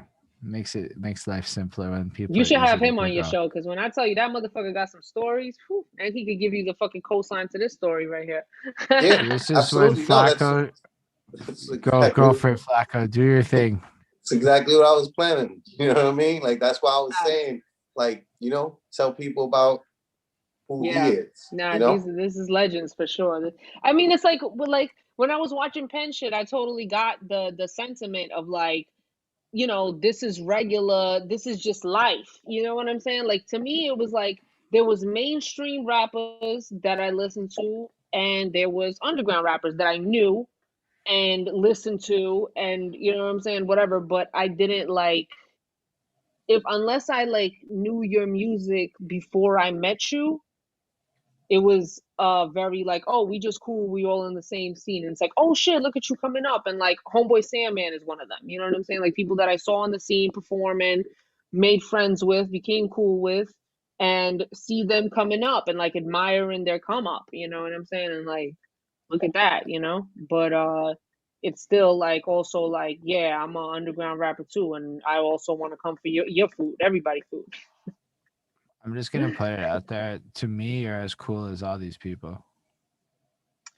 I mean, thanks. I am. I mean, I don't know. I see the difference. Yeah, you are. Yeah, you are. I mean, like, I have this you conversation with a lot of people, and in the cool sphere, you're one of the coolest. I knew you were gonna be one of the coolest. It takes a while to get, you know what I'm saying? It takes certain kind of, you know what I'm saying? But cool is what I learned, and I think what Craig has also taught me is like, there is nothing cooler than real. You know, there's like real, regular shit. Like Facts. Facts. the realness, the regularness. There's nothing cooler than Being that. real about who you are is real. Whatever that and is. That whatever that is. And that's the coolest thing you could be in this world. Is there's being more to yourself There's more to it than that. naturally and not like, Yo, you know what I mean? I mean, That's you're the coolest right, shit in the world.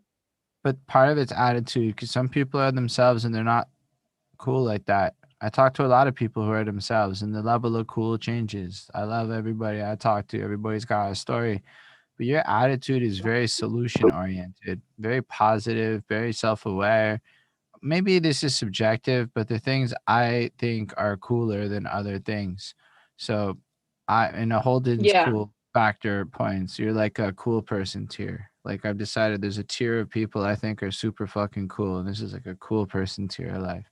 You're definitely in that tier. You know, your Thank story you. is just so full of interesting life lessons. Like, and you figured them out so young. And yo, listen, you also just dropped a fire, amazing, respinnable song with great visuals, a behind the scene marketing campaign. You also just survived the Texas situation. Yo, like Dama, you're incredible. But the whole way through, you're sitting here with these smiles, this like energy of love. Yo, you've clearly gone through some shit enough to be sitting there having that level of love in your life. That's some serious shit. And I'm telling you, not everybody chooses to be the way yo, I had to even check my ego a little bit after talking to you one time. To like, okay, Dama's got like some realness to it. You know, I have to think about it after because you're like, God, but it's the attitude that you choose to adopt mixed with everything else that makes you extra cool. So it's not everybody that does. It's more than just be yourself. It's be yourself with an attitude that is kind of like that. Thank you. I appreciate you saying that. I think it's also being knowledgeable, like knowledgeable with experience is different than like knowledgeable from anything else.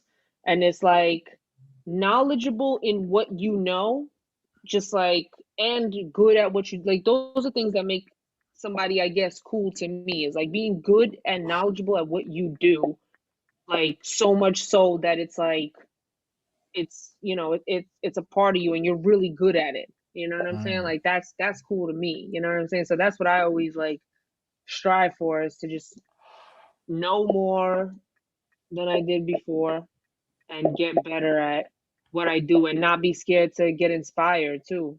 Cause But you you never also like, you know what have I'm like, saying? but I you could be also have better too every day. that's not something everybody who achieves things feels. That's just truth about it. I mean, not everybody has that attitude to know that they can be better every day and learn every day and all that stuff. It's not everybody. I mean, it might feel like maybe you happen to have the illest support circle.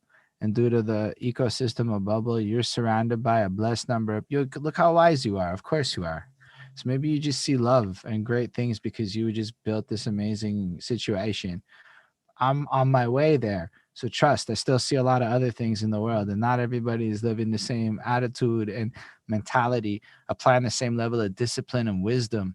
Yo, you were like straight up Tuesday and Wednesday. I'm working on a project with my friends. This day I have this thing going on. This day, your time management, project management, Oh effective yeah. control. Yo, Oh these are yeah. real, like you need these things to achieve greatness in your life. And you're just executing them Yes. all, but you're also smiling. That's the hardest one. I mean, yeah. I mean, it's, I could be very lazy by nature as well.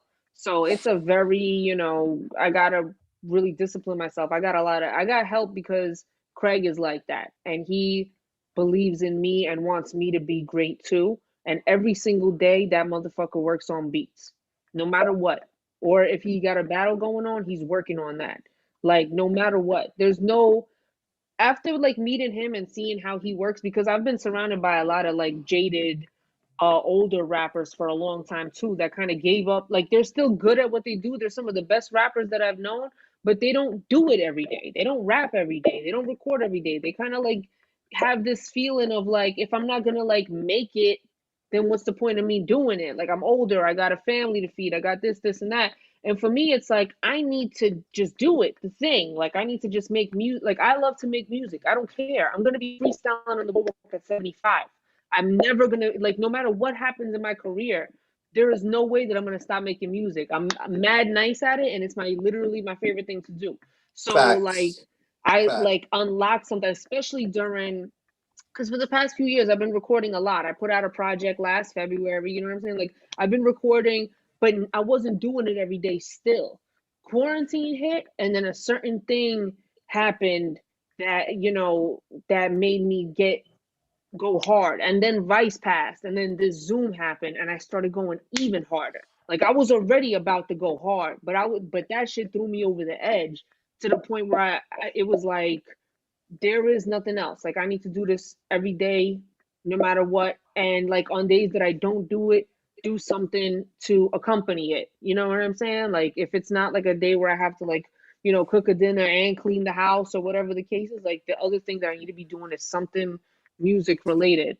So, doing it every day and all of this Zoom helped me with that too. It's like that's what there's no other thing but to be good when you're doing it like that. You know what I'm saying? Like it's muscle memory. I could write a song in 10 minutes right now if I'm feeling the melody because of muscle memory, because I do it so much, like with confidence. Because before it would be like, maybe this isn't that great. But now that I do it every day, I'm like, oh yeah, I know what the fuck I'm doing. I know, you know what I'm saying? Like, that's what I probably missed the most this week is being able to record because I've been doing it a lot. But I read the book. Another thing that helped me with that, with everything, the discipline and the time management, is the book Relentless by Tim Grover, who was Michael Jordan and Kobe Bryant's and Dwayne Wade's personal trainer. And I'm not even a sports fan. I don't even watch basketball. Like you know what I'm saying? Like I respect the greats and all of that, but I'm not a basketball watcher. And I fucking read that book, and that book is basically like, yo, you're either a all the way winner or you're not doing shit.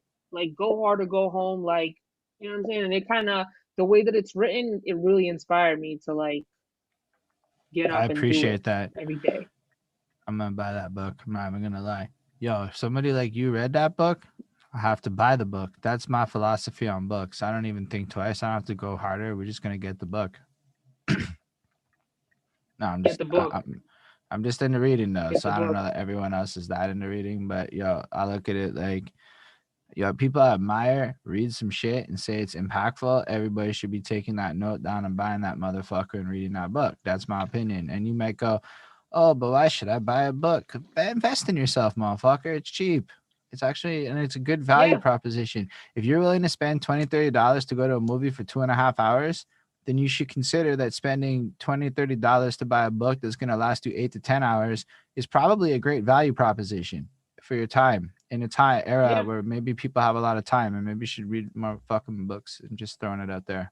You brought up books, yo. That's my favorite. Okay. Do you read a lot? Not as much as I should, but here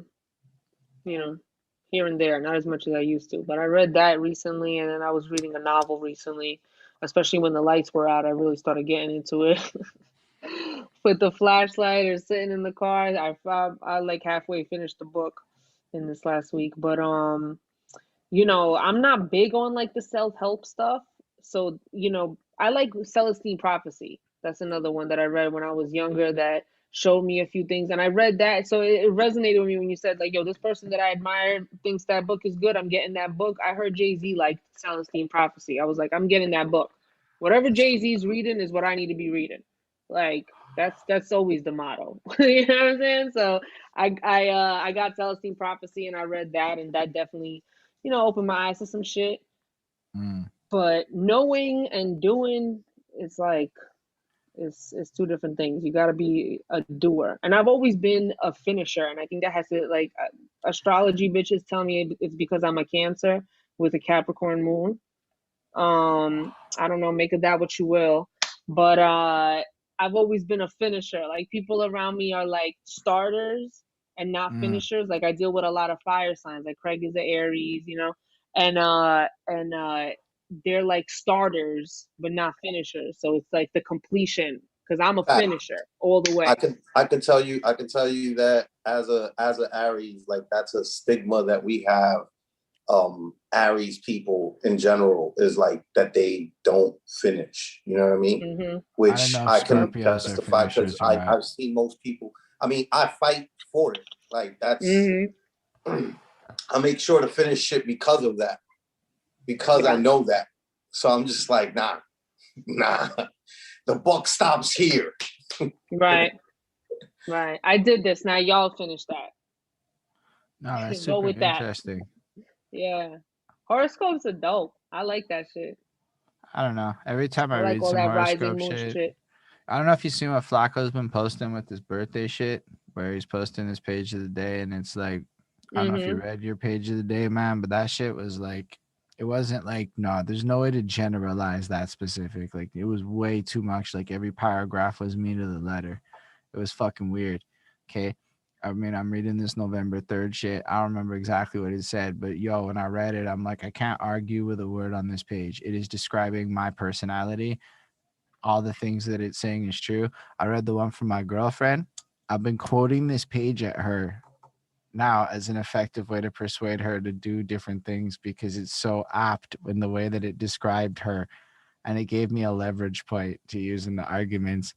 The book says you're going to be thrust into new positions, but everyone around you needs to recognize one day you're going to want out. And I'm like, yo, but the book says you're going to want out one day, and I just got to let you. So do it now. And it worked. I'm like, yo, Flacco's book is so, you got, if you haven't, read the one on your fucking day. It's nuts. And then read the one on your My partner's day's day. not for a while. Can you send me my day? And then read the one on your partner's day. And that's where it's going to get really good. Yeah. Yeah, I do our shit a lot. I do our numerology. I do our because our signs aren't really supposed to be compatible. Cancer and Aries is like not really a sign that you ever hear about being compatible. And we are, but it basically says that as long as you choose like you have to choose each other. You Gotta have to choose to choose. be Yeah, I was together gonna say every day. I got a lot of cancer friends. But it's Yeah. I'm an orthodox Aries. You know what I mean? Because I do finish things. Because I go about things a certain way that most Aries don't tend to go about them. And it's only because I know all these things. Because I know people are expecting me to be an Aries. And I'm just like, no, I refuse. I will not be like what you expect me to be. So, yeah, but she's right. All facts. Yeah. This is amazing stuff, man. Again, people appreciate this. Yo, people don't know that what makes these interviews work is like the high degree of regular shit that we talk about. It's really what makes it fun because it doesn't matter who you are. You're gonna care about your score. You can't live here and not have a horoscope chat. You don't even have to believe in it, but you can't. I remember in elementary school for me, they would give out like it was part of like French class. To help us learn French, we would learn about the horoscopes and shit, and they would try to like do goofy shit like this. So like literally, from the time I'm like 7, 8, I've already been told what a Scorpio is. And in a sense, it's probably helped program my personality. Like, I believe there's definitely this psychosomatic component to it based on the conditioning of society. Like, not for everyone, but for myself, I've been told since I'm a fucking child, I'm supposed to be a stubborn asshole because I'm a Scorpio. Like, literally from the time I'm like 6, 7, okay? And then I turned into a stubborn asshole. I'm like, I mean, yeah, maybe it's because I'm born on November 3rd. And I'm not willing to, like, I'm open-minded to this shit. That page was way too specific, okay? It was way too specific. Yeah, when it gets specific, that's when it's like, it's like, why, how, it's just a little help, you know what I'm saying? It's just a little help to kind of assess yourself. Because, like, I feel the same way because I'm a Cancer. So my whole life, when it comes to horoscopes, people will be like, you're going to cry. You know what I'm saying? It's like, you're a Cancer? Cry. It's like, nah, bitch. Like, but it's like, yes, I do fucking cry for sure. But I'm a lot more like rational and logical than a lot of my friends who are not Cancers. And like the way they made it seem is that we're like super emotional. So I like went kind of like against it. Like, nah, I'm not a typical. But the older I get, the more I'm like, yeah, I have a lot of Cancer Cancer traits, and I like them. Like, I am very like motherly and intuitive and all those things like that. But it's like growing up, it just definitely felt like you're trying to play me, like you're trying to play me with this Cancer shit. But then I also found out about rising and moon signs. So I'm a Capricorn moon, which is emotions, and Capricorns are very like money thinking, logical, whatever. And I'm like, that makes sense because a lot of my emotions are tied into what I do.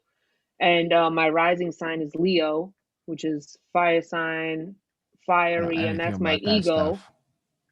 So, I started learning a little bit about this. It's like it makes a lot of things make sense even more for me. It kind of paints the complete picture.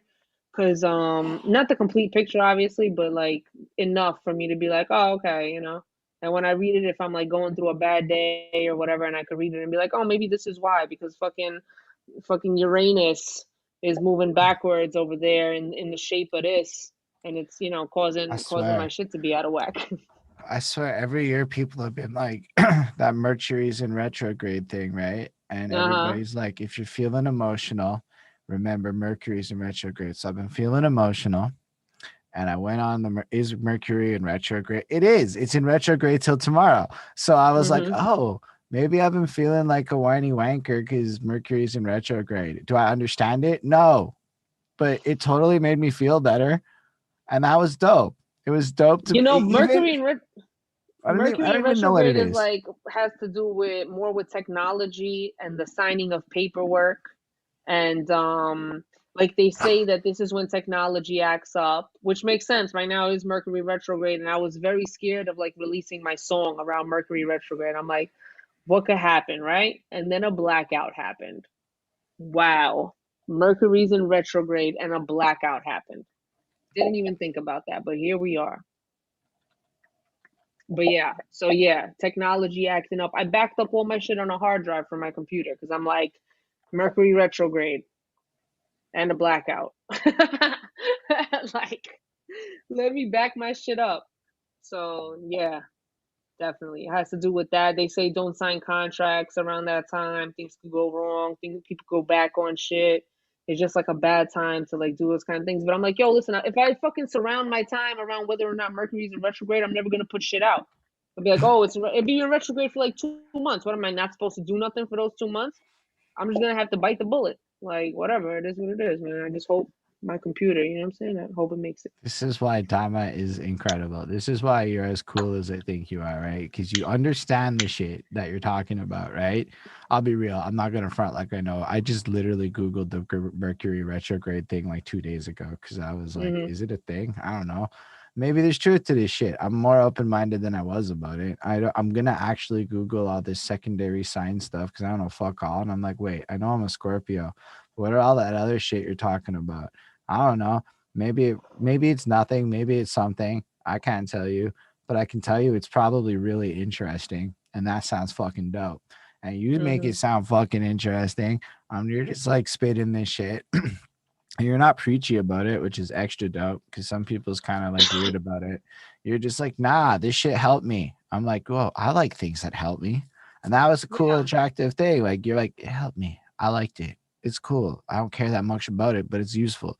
I'm like, yeah, that's a it's like a good tool. framing. It's a Mm, good tool. that's a powerful way to frame it. Real smart. You're like, Yeah. you real smart. Thank you. Nah. Um, I know we got sidetracked from your shit. So you basically been banging out a bunch of stuff in COVID. You survived the Texas thing lately. What are your plans for? I know your single that you just dropped. You went through and made this really interesting music video. As I understand it, for your song, you are basically. So what I thought was cool is you don't want to with like this little whiny inflection, almost like you don't want to have to go do this time or whatever, but you'll do it if you have to. And I love Yeah. like just because like that little attitude that you put into that lyric and shit, like it just felt so human.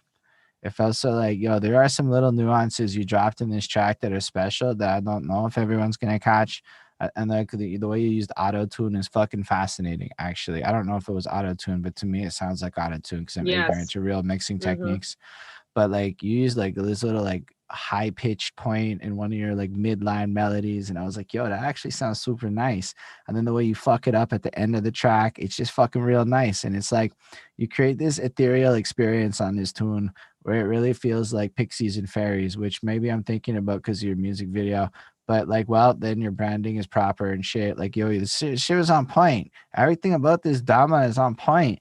Also, I don't know if you want to talk about your name rebranding, because I was there when you said that shit on the end of the week Zoom call, and it sounded like some profound shit you should put in the interview. Absolutely. Absolutely. So I started writing songs in the last 5 years that fit under the motif of this gangsta bitch love songs. But I didn't know that that's what it was 5 years ago or 4 years ago, whatever, in these last 5 years. In this year, in 2020, that's what it like became. And it's because of that song. Yeah, that song, I wrote it the week after, like within the week of Vice passing, while we was in the Zoom every day, like 24 hours a day. Like we didn't know if we could leave the Zoom and it'll end. We needed to keep it going. Like we couldn't let go. So we had night shift and day shift. And I was a part of night shift. Ox and Angel was all part of night shift. And Craig had this beat. Craig made this beat and he sent it to his boy. He made it for his boy. All right. Shout out to Omeni who, but he made it for him. And I was like, in my head, I was like, yo, that's my beat. Like, he's not gonna use that beat. Nobody's gonna use that beat. Like, I willed it because that beat is fire. And it's like, he probably ain't even, I don't know if he heard it or not, or just didn't want it, whatever. That beat was for me. So I put a deadline on it, which I never did, and actually like fulfilled it because I was like, yo, if he don't send you back like some kind of like listen to the track, using the track shit in like a week or 2 weeks, whatever it was, I'm using it. And the time came at that time, and like that day or whatever, I was like, yo, I'm gonna write to it. I had that hook in my head. I don't want to get locked up for your love, and I never like said that on the track. Like I have this song that I wrote 5 years ago called "I Think About Him When I Trap," and I wanted to write more songs like that are like soft and ladylike, but saying some gangster shit. And like for your love, like was the perfect thing. Like when I wrote it, it was just perfection. And I was on the Zoom while writing it, and when I started recording it, I pressed record and the Zoom was still on speaker. So when you listen to For Your Love, you can actually hear the Zoom in the very beginning. And in one of the parts of the verse, like I kept it exactly where it was, where I accidentally recorded it, because it's this ingraining of like something so natural and so like an Easter egg. And it sounds cool. It adds a texture. It just like, and my engineer, when he first started mixing my shit, took it out. Obviously he thought it was just background noise, you know what I'm saying? And I was like, no, you got to leave it in there, you got to bring that back, because it's the Zoom and you hear Pro saying I love y'all on it. And it's like it means so much to me that there's so much meaning and shit ingrained in it. So that auto tune I did myself. We got Waves Tune plugins right before that time. So when I recorded it, I put it through the auto tune myself and did all like everything. And then that last part, I added like a ring shift to make it kind of do that back and forth, whatever. Like I put a bunch of effects on it, and it has this like how you said ethereal, like that's the word I used to describe it, like on the video and when I described the song for sync licensing and everything like that. So yeah, I did all of that to my vocals, and I actually attempted mixing it myself, but then I ended up just sending all the tracks to A-May because he's fucking fire, and that would have taken me a long time to get. I would have never gotten to that sound. Like goddamn, that shit was crazy what he did to it. So that mix sounds crisp, and I was gonna do a video for it that was more talking about the locked up, like the visual being more related to the locked up part. But then one of our homeboys was here and he was listening to the song and he was like, nah, you got to do something like you know what I'm saying? Like mythical, whatever. Like the words he was using, I don't really remember, but it was something along the lines of like, this is like wavy. You know what I'm saying? Like the video got to be wavy to match the waviness. And I was like, word. So it made me think of fairies. So it's like when you say think of fairies, maybe because the video, maybe not, because it really did make me think of fairies. And I never think of fairies. Like y'all see my videos a long time. I ain't really no fairies in none of them. But it made me think of fairies, and I'm like, yo, what if we bypass the whole being in jail and we escaping from jail? So we could be in the woods, running through a mythical forest, and we have fairies guiding us as like our higher selves, basically, our fairy selves, our witch selves, whatever, guiding us through this escape mission. While Craig, my man who I got locked up for his love, he's a fucking cop in the video, going through with a flashlight looking for us because we escaped. You know, me and my two homegirls, fellow convicts and fellow fairies. I was definitely like, yo, this sheriff gotta relax. He's gotta fall back, fam. Like, you over here trying to capture me. Like, yo, what are you doing? Get out of here. He pulls out the phone, and you see that we was together. Like, you see the picture of us. Like, he pulls out the phone, and you see that we're in a relate. Like, this is a double meaning of locked up for your love, because we're also in a relationship. And, and like, we were together. I maybe ain't know he was a cop. You know what I'm saying? Like, whatever. But point being, you know, the fairies help us escape, guide us. Oh, shout out to Lady Earth and Solaris. I'm working on a project with Lady Earth. She's a dope, phenomenal artist. And Solaris is a tarot card reader, like just super spiritual woman who, you know, guides people and shit. She's dope. So look them both up. But yeah, so they ran through the forest with me. I was like, yo, I'm doing some fairy witch shit. I gotta have the fairy and the witch, and that's them all the way. So they pulled up, and yeah, we made that video, and like it was shot by Jazz Carter, who's a local dope videographer out here. So he made it, you know what I'm saying? He did exactly what I was picturing, and it just has that look and feel and everything like that. And I'm very, very, very proud of it. So yeah, I'm excited about this. Yeah, that's incredible. Honestly, I didn't even catch the part at the end of the video because look, I'm not like the most active music video watcher. So I'm glad you said that bit at the end with the phone, because now I'm gonna go back and watch the end of it. Usually the last like bit of a song, I'm like, it's not even at the end, it's in like the middle. Oh, yeah, I totally missed it. Because this is just me being a bad music video watcher. I have like a shit ton of YouTube evidence of being bad at music videos. So I'm in fronting like I pay that money. I try, like I watch the general set, but then I'm like, and I just can't like focus on it very well. But in general, I still loved it. I watched it like 2 or 3 times and I missed it each time. So it's terrible on me, but I definitely like the song a lot though. That song is like, yo, it's a really good one. Dama is really just amazing and talented at like making like movies in her music videos. Like all her music videos are like these like amazing just pieces of art. You know what I mean? So like this is like in the same vein of the videos that she had before when she did kind of like Thelma and Louise thing. And even when she did like a kind of what would you call that? Alice in Wonderland type with the queen. Yeah, and All Hail Dama. Yeah. All Hail Dama. Yeah, like that had like a little bit of like Mad Hatter feel, and just things that is just like you add things to videos and you go harder again. It's that you care, you're trying. You know what I mean? Like that's something that people should take away from this and this interview is like care about what you do and put like care and time and consideration into it, and it'll come out a million times better than like taking the shortcuts.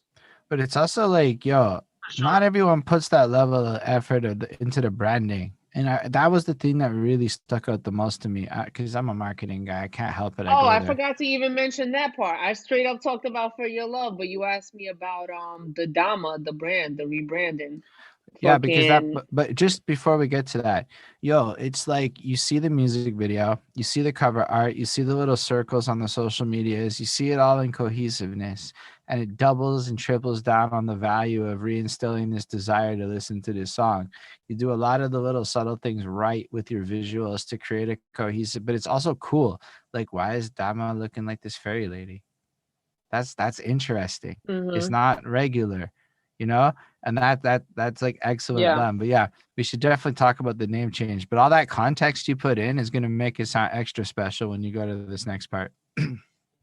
Yo, it's crazy because I've been wanting to drop the nils from Dama Nils for a long time. Like I don't even like saying it, you know what I'm saying? Like I was just over it. So I wanted to drop the nils. And then when Vice passed, like I was spelling my name with the DV, you know, everybody was doing the V's in their name in honor of him in here. And I like just wanted to just change my I figured with these new releases of like Gangsta Bitch Love and everything like that, I figured it was time for a rebranding, a change of the name, you know, just freshen everything up a little bit. And I put the V in it to honor Vice Versus, you know, and honor this time and this experience that we've been you know, V's up for VZ. This experience that we've been having. So now it's DVMA. And you know, I wanted to do both at first, but then it looked too much like Craig was like, "Yo, it looks like DMV though," and I was like, "Yeah, you're right. It does look like DMV." So I'm just gonna change one to a V and one to a A. But and then this past what is it, like 4 months or something like that maybe, um I I signed a joint venture deal. Well, we signed a joint venture deal with Haymaker Cannabis. So we're now part of Haymaker Cannabis and Haymaker Music, and it's basically like a company deal instead of like an artist deal. Um, so it's been fucking dope, and with their help, we were able to execute this rebranding in a way higher way than I originally anticipated doing, and like really up the scale and helped us out a lot. So you know, it's been really dope seeing what I could look like and like feel like energy wise, because we already had the video shot and everything like that, the song recorded, like I was ready with that. But it's like those visuals, those photos. Shout out to Christopher Michael in Dallas and Bug Eye Betty over here. She was the creative director for that shoot for the photographs that we used. And yeah, so it was like a whole thing, you know what I'm saying? Good animators, good Photoshop users. Like So it you're saying takes. a lot of this came though because you already had a great presentation in place and it was attractive enough to elevate. Is that what I'm Oh, understanding? I mean, I didn't have those pictures in place. No, I but you definitely said you did shot the video, you had the the song, video, yeah, the song, yeah. I mean, but it's like no, because luck is preparation meets opportunity, right? right, but that's where I So, was going with this, right? Because I mean, it's like you got this elevation, which happened, which you were giving the shout out to, but I think everybody also needs to hear the part that you were ready for that opportunity to come through with it. Yo, one of the people watching has to dip out and just wants to know what's a female artist that inspired you. Missy Elliott, all Cool. the way, rapper, producer. I'm all about that. I'm a producer too, and you know, DJ and all of that.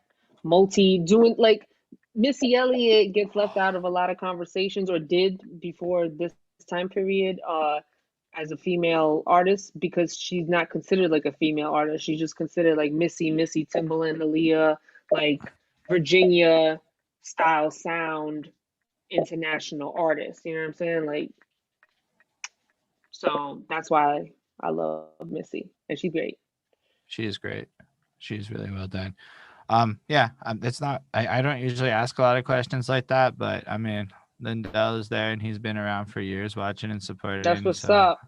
that's why That's we what's got to up. ask the questions. Oh, Ismail jumped in. He's another big supporter for a long time. He wants to know: do you plan to do a beat tape?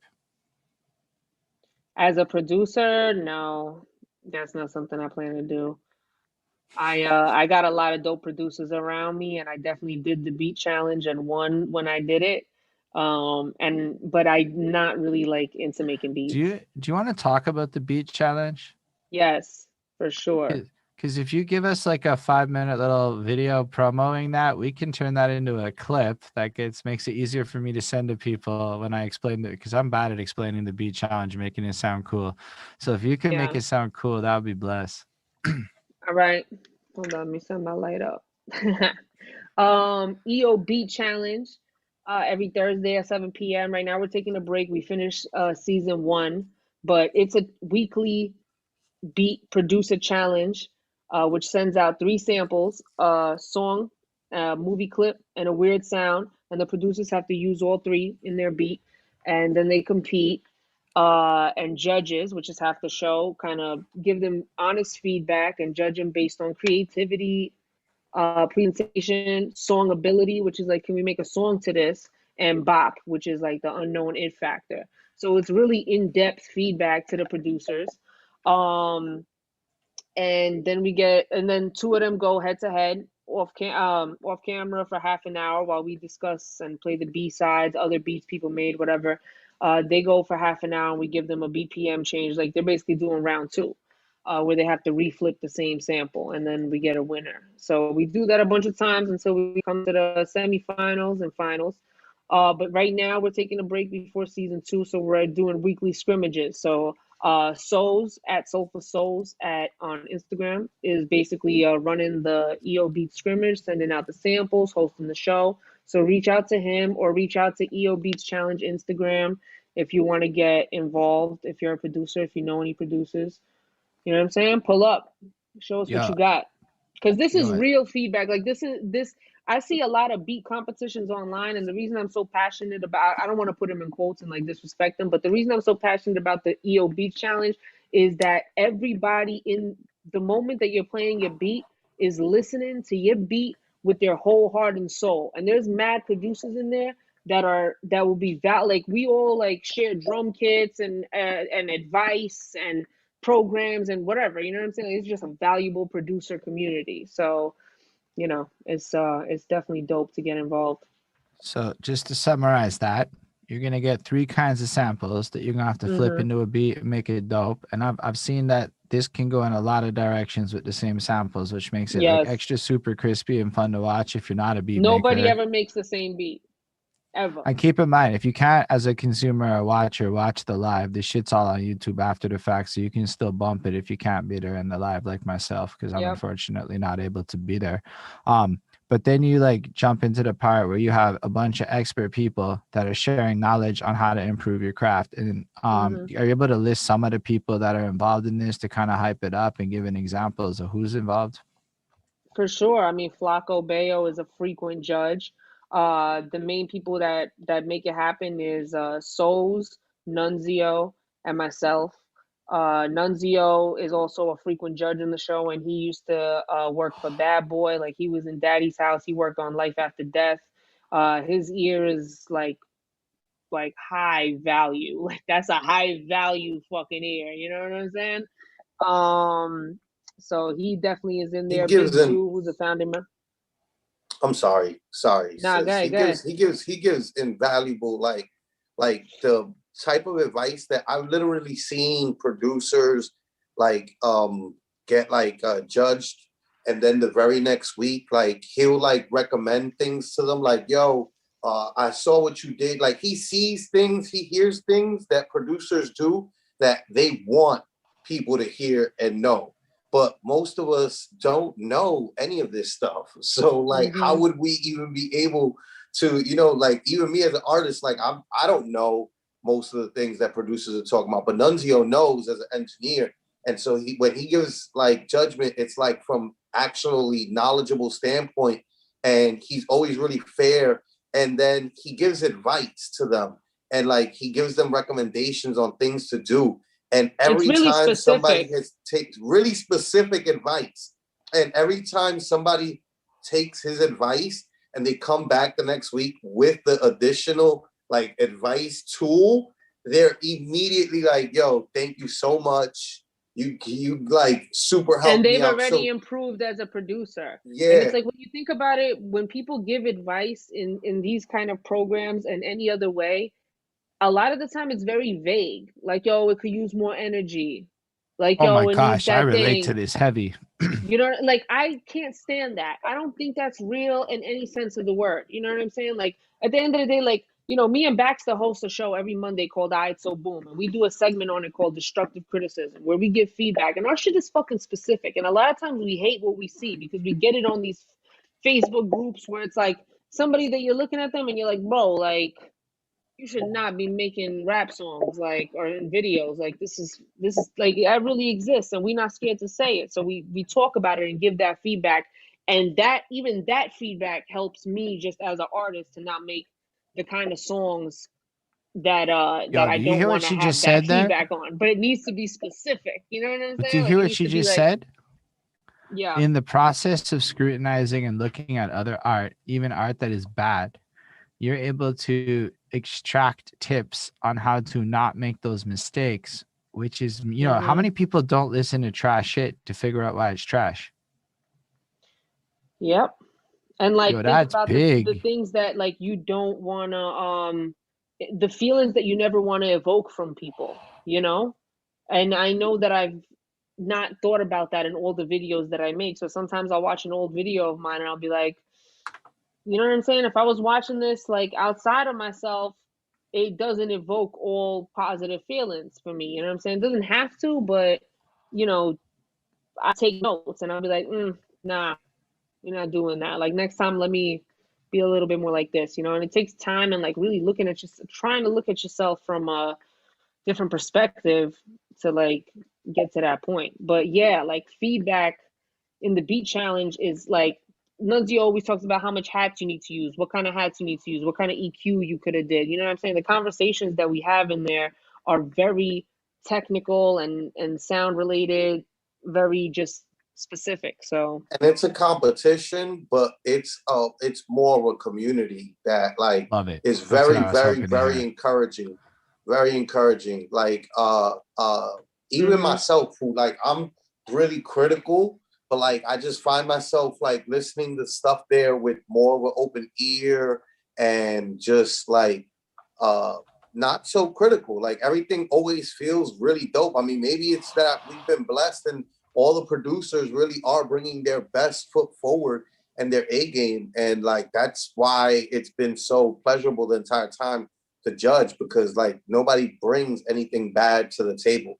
Everybody comes with some really good like work. So it's definitely like a community that like producers should like endeavor to delve into and try to get acclimated with, because these people are really like Mhm. helping out other producers, Yo, and it's a dope community. and why I appreciate Facts. this is because honestly, I'm gonna meet a lot of producers in the next while of my life in light of certain things I'm doing. Already, I'm up to 17 people that I could message right now, and I tried to explain the challenge to them, and I just don't know how to make it sound compelling, right? Like it's like I don't speak producer. I don't have the right language. I can be like, yo, it's a thing. It's dope. They're cool. And like I can't do it justice. Not gonna be like, yo, check this link. And they're gonna be able to see your passion, hear all y'all Mhm. talking about it, and that'll be And they way win more prizes effective. too. And you know what I'm saying? Like, you know what I'm saying? If it's about compelling them, they definitely win prizes. And when we come back with season two, is going to be a little bit more. We're trying to make it tighter than last season. Last season was dope as fuck, but we're trying to just evolve the show a little bit. So we'll be back with season two pretty soon. We were supposed to be planning that already, but this winter storm shit kind of fucked me up. Yes. Last season, you guys gave away some pretty valuable equipment, like Yeah, we for the gave prize. away a machine micro. Thanks to Souls, we gave away $200 gift card. We gave away Liddy Bros package. Um, And even though Jess won and he's a part of the Liddy Bros, so it's like here's your package, my G. Nah, Enjoy that he shit. gave the runner up got it. Runner up Oh got it. yeah, ruler Y. Yep. Okay. those Liddy Bros packages are real fucking Liddy, bro. Facts, facts. That's good merch. Yeah, no, that's an impressive endeavor. Don't worry. We have an unboxing of a Liddy Bros pack coming soon to entice you for what that looks like. For those that don't know what it is, but Hell I yeah. I got one of these. I got one over here, so definitely have Yeah. that. Um, but yeah, Dama, I appreciate you so much. You know, you're so incredible. So you have an Thank you, album bro. coming, right? Yes, sir. Yes. When is your album coming? Because we hyped up so much shit for your single, right? But I remember you saying it's an album coming, so we now got to segue that into getting people hyped up that there's that much more Dama dropping. Yes. I have an album coming called Gangsta Bitch Love Songs. Uh, it's dropping before the summer, so probably like May, June. I'm gonna be dropping another single before I drop that, with a video. Whew, I'm very excited. Craig produced the majority of it, so he's got a track on there too. And there's a track that like I wrote on the guitar that like Craig and my homie Andrew from out here came out and played instruments on it. And it's like a whole band production. So I'm very excited about it. It's dropping before the summertime. Um, Gangsta Bitch Love Songs, baby, Volume 1. Let's get it. Ooh, That's great. super dope. um, I don't know. I'm not sure if there's anything else that you want to touch on at this time. I mean, it's about 9 o'clock. I don't know how much later you want to run this. I mean, usually people want to I'm wrap up chilling, now. man. Yeah. Yeah, we could wrap it. I mean, basically everything that I mean, I'm doing right now. it's up to you. I just don't know what your endpoint is. So that's why I was also like, is it like she gonna drop that I gotta go in 10 minutes type thing, or I don't know. Nah, I'm chilling, man. Ain't nowhere to go. We in the blizzard. I Yeah, mean, that's the fucking blizzard's dope. over, but you know what I'm saying? Awesome. Scary out there. So We're I'm trying not to live gonna in this lie. electricity. I do need to pee real bad, so I'm gonna go do Yeah. that right quick. But I This don't is like a have part anywhere. of your show. You need like a segment That's where thing that's like Flacco pee comes in, break. That's and I'm then here. Flacco I'm starts always here. talking. I'm It's always here. happening. I always Um, back it up. Always back it but up when we gotta take the bathroom break. yeah, I wasn't trying to rush you off. I was really just trying to see if you had to go anywhere. I'm But I chilling. I'm can. chilling, man. Dope. But I'll be right back. Yeah. So Dama, Yeah, we in the building, man. we in the building. Big facts. So with the album coming, like it's gonna be under this name change. Did you want to like reveal any like cool things that people could expect that they probably wouldn't be expecting? Well, it's basically a story. It's a gangster bitch love story, in an era where women are basically told that they shouldn't give a fuck and, sit on his face, take his money, and keep it pushing and don't catch feelings. It's kind of the world we live in right now. So for me, it's like I do care. I do give a fuck, and I will dead punch a bitch right in her fucking jawline if she ever violates, and you as well. And I don't want to get arrested for it, but I will if I got to. Take that how you will. So basically, when I started breathing in that, all these kind of stories started coming out. So I have a song called Sexually Transmitted Demons. That shit is Mm-hmm. crazy. I'm probably rapping the most on that song than anything else. And I'm talking about how when you like doing yourself dirty basically, and like letting anybody in your sexual energy, like you get sexually transmitted demons and then you don't know why you're depressed, but here you are. But the way the song is, it ain't no preachy shit. It's a fucking it's a song, so Yeah. whatever. I don't want to No, say no fucking giving you the pill in a whatever, but that it's fire. sounds amazing. I mean, I see Sammy Yeah, reacting over it's like there, a and whole arc. it sounds like Yeah. it looks That's a like fact, though. she's That's a like, fact, though. this is my, like, what are we talking about? Absolutely experienced that.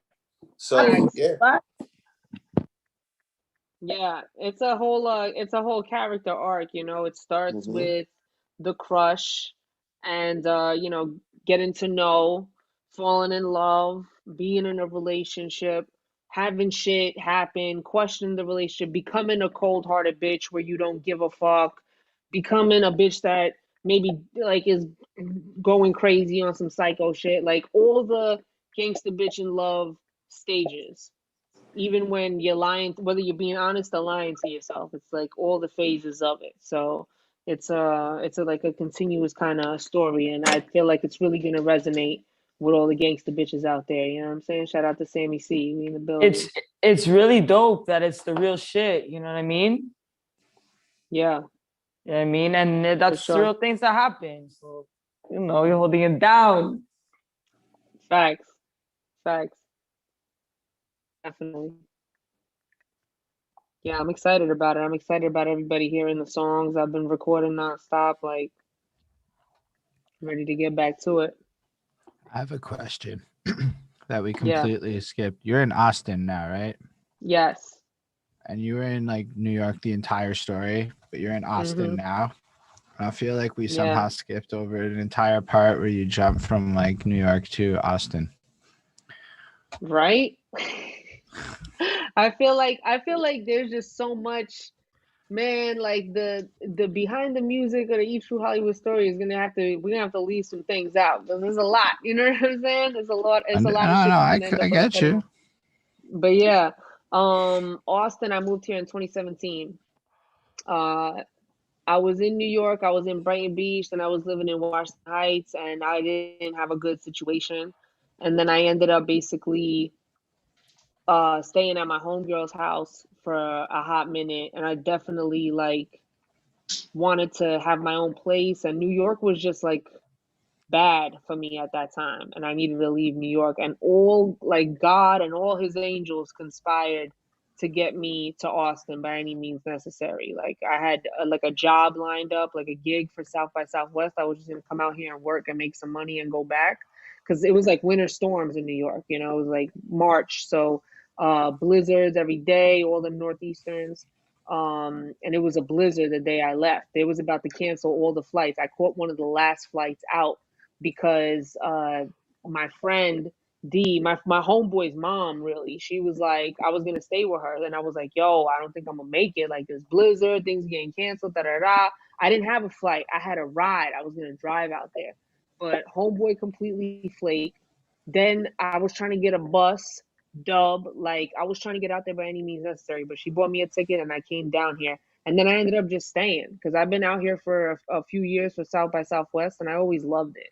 And I was like, I want to move there one day, you know, nicer weather, it's warm. You know, people seem cool, you know, it was cool. So I ended up just staying, and it was so easy to make money. And I just kept on hustling, got a job working at a bar, and that's where I met Craig.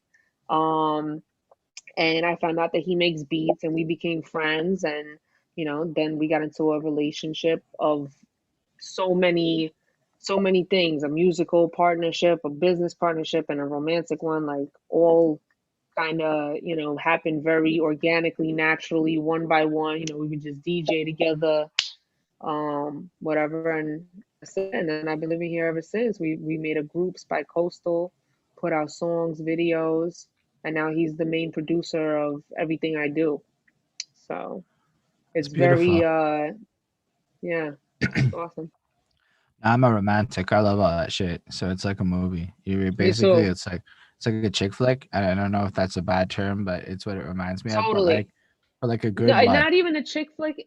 More like a drama, a romantic drama. It's like a country song. You know what I'm saying? Like I was working in a bar in a shitty part of town.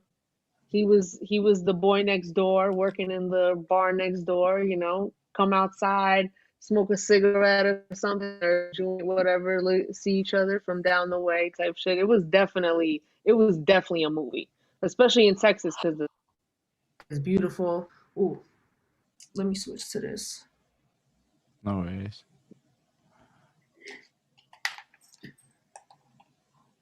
I could tell you as a friend, as your brother, like definitely love that you found your happiness with Craig. You know what I mean? Like super, super happy for you. Because that shit is for sure a really fulfilling feeling to have in your life. And it gives you that much more to work with in every other aspect of life. You know, that like happy home. I just think it's cool that y'all work together. Like to me, that's super important. Like I don't know, when I pitched my girlfriend getting involved in my shit, I was like, I have a prediction. If you're involved in my shit, you're not gonna hate being involved in my shit when down the line. This is my entire consumption in life. And now we're at the point where I live and die this shit. Mm-hmm. This is all I talk about. This is like it. And she knows it. She can keep up with the conversation. She can watch these interviews and follow the rapper names and the stories, and it's all context, and she understands that Oh, shit, you that's know? so dope. Yeah, she actually started Yeah. rapping on this freestyle thing we started. We started a cipher, and we got her to write some 16s, or she wrote a 20, and it's like she started busting Oh little shit. rhymes. She started dropping like real like rap, like she dropped Ice Cube bars, and then dropped something about like no lube and entering you, and we're like, yo, this is like, she's gonna stab Oh me or some shit. shit. Like she's hard. That's Like she what's went hard. up. So I'm telling you that if you drop this tone, I'm like, yo, my girlfriend would eat your fucking album up. Like you'd be like a role. You could probably help me convince her to rap. Yo, I hope so, man. I hope so, because it's great. Yeah, hell yeah, that's dope.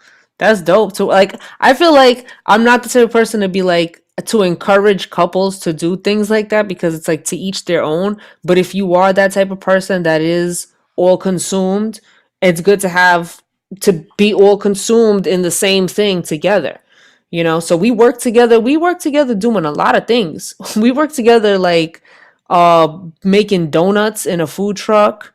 We worked together like outside of Walmart handing out hot dogs. Like we done mad gigs together. Yo, that And then we sounds started power doing like more couple. DJ gigs. Yeah, that's Yeah, not power. we was just making our little bank and shit, and then we started DJing together, and then we opened up a whole company together because we're like, yo, we're making money DJing, like let's really do this. So now we have a company together. That's Obviously blessed. all that DJing shit went out the window during COVID, but we did that shit for a hot minute. We did virtual reality. We used to travel the whole country doing virtual reality. Like it's fun. It's awesome. I can't Wait, what even did you do with virtual imagine any reality? other way. You just We said your did like favorite parties. buzzword. Like it was a virtual reality rental spot thing company that it's called Virtual Reality Rentals. So they used to fly us around the country and do parties and corporate events with VR. Set up a little system, put it on people's heads.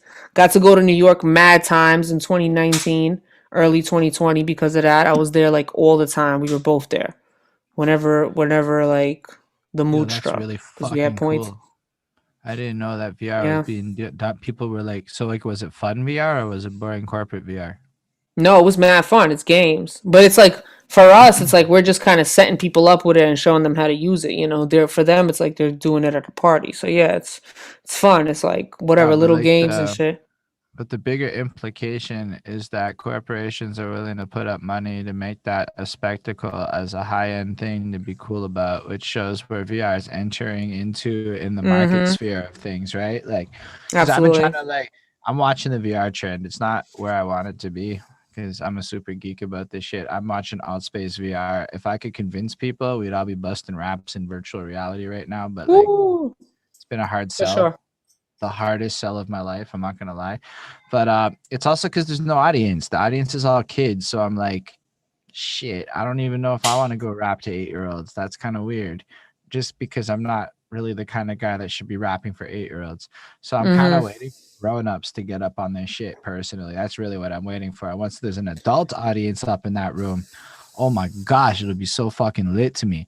And the fact is like if corporations are trying to make it lit, oh man, like that's interesting in a way I wasn't expecting you to say because I don't know a lot about that side of life. I'm not really.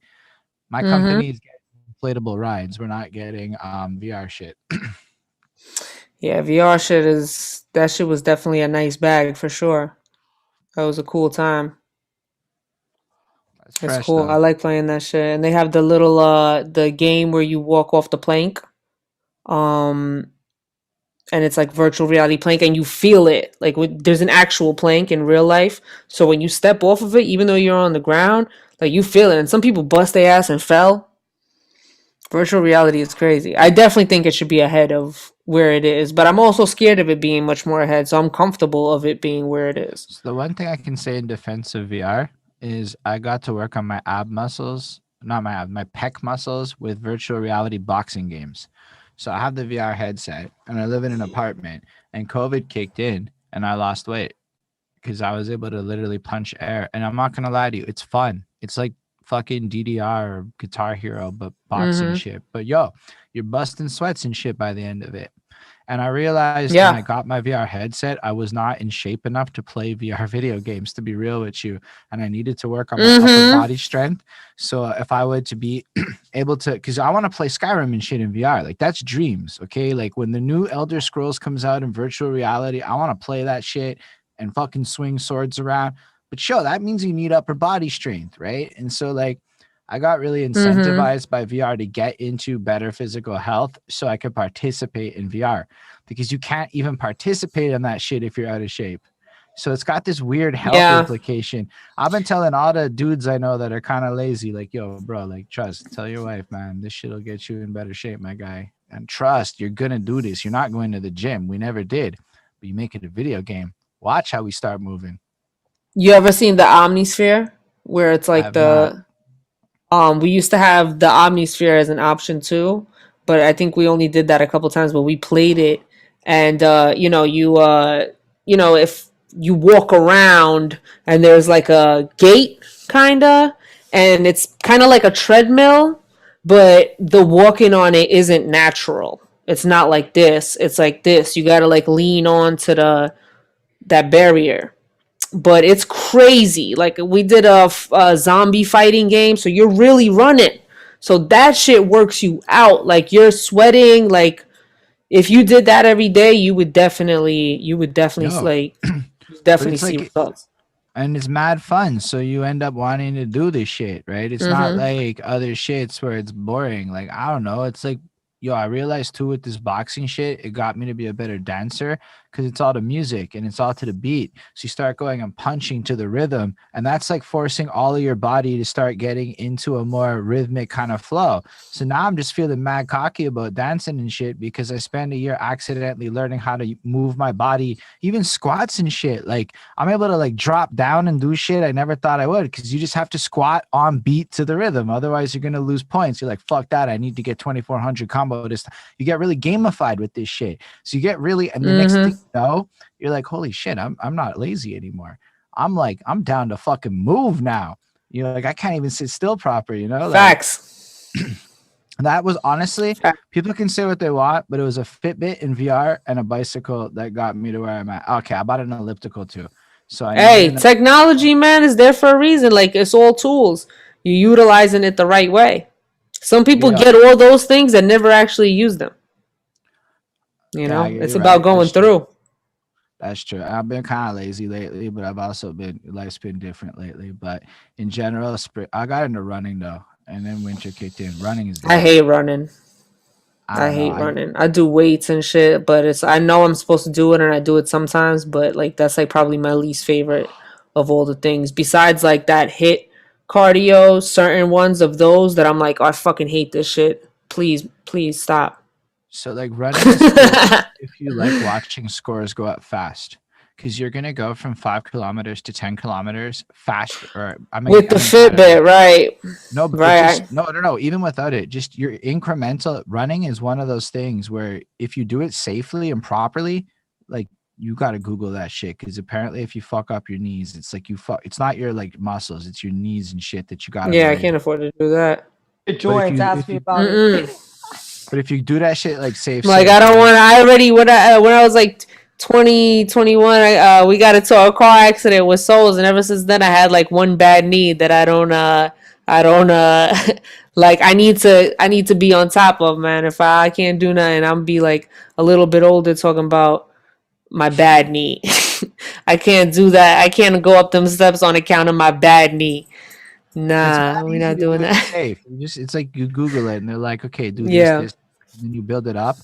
And then honestly, within 3 months, anybody can double what they fucking can do. And there's almost nothing else you can do in exercise that you can double your performance as quickly as running, which is fucking insanity for me because it motivated me. Like, yo, I started like posting this shit on Facebook and people started like, yo, weren't you just at like 4 kilometers? Yo, you're doing this many. And I'm like, yo, I'm not doing that many, but hold up. Like, it's nuts, man.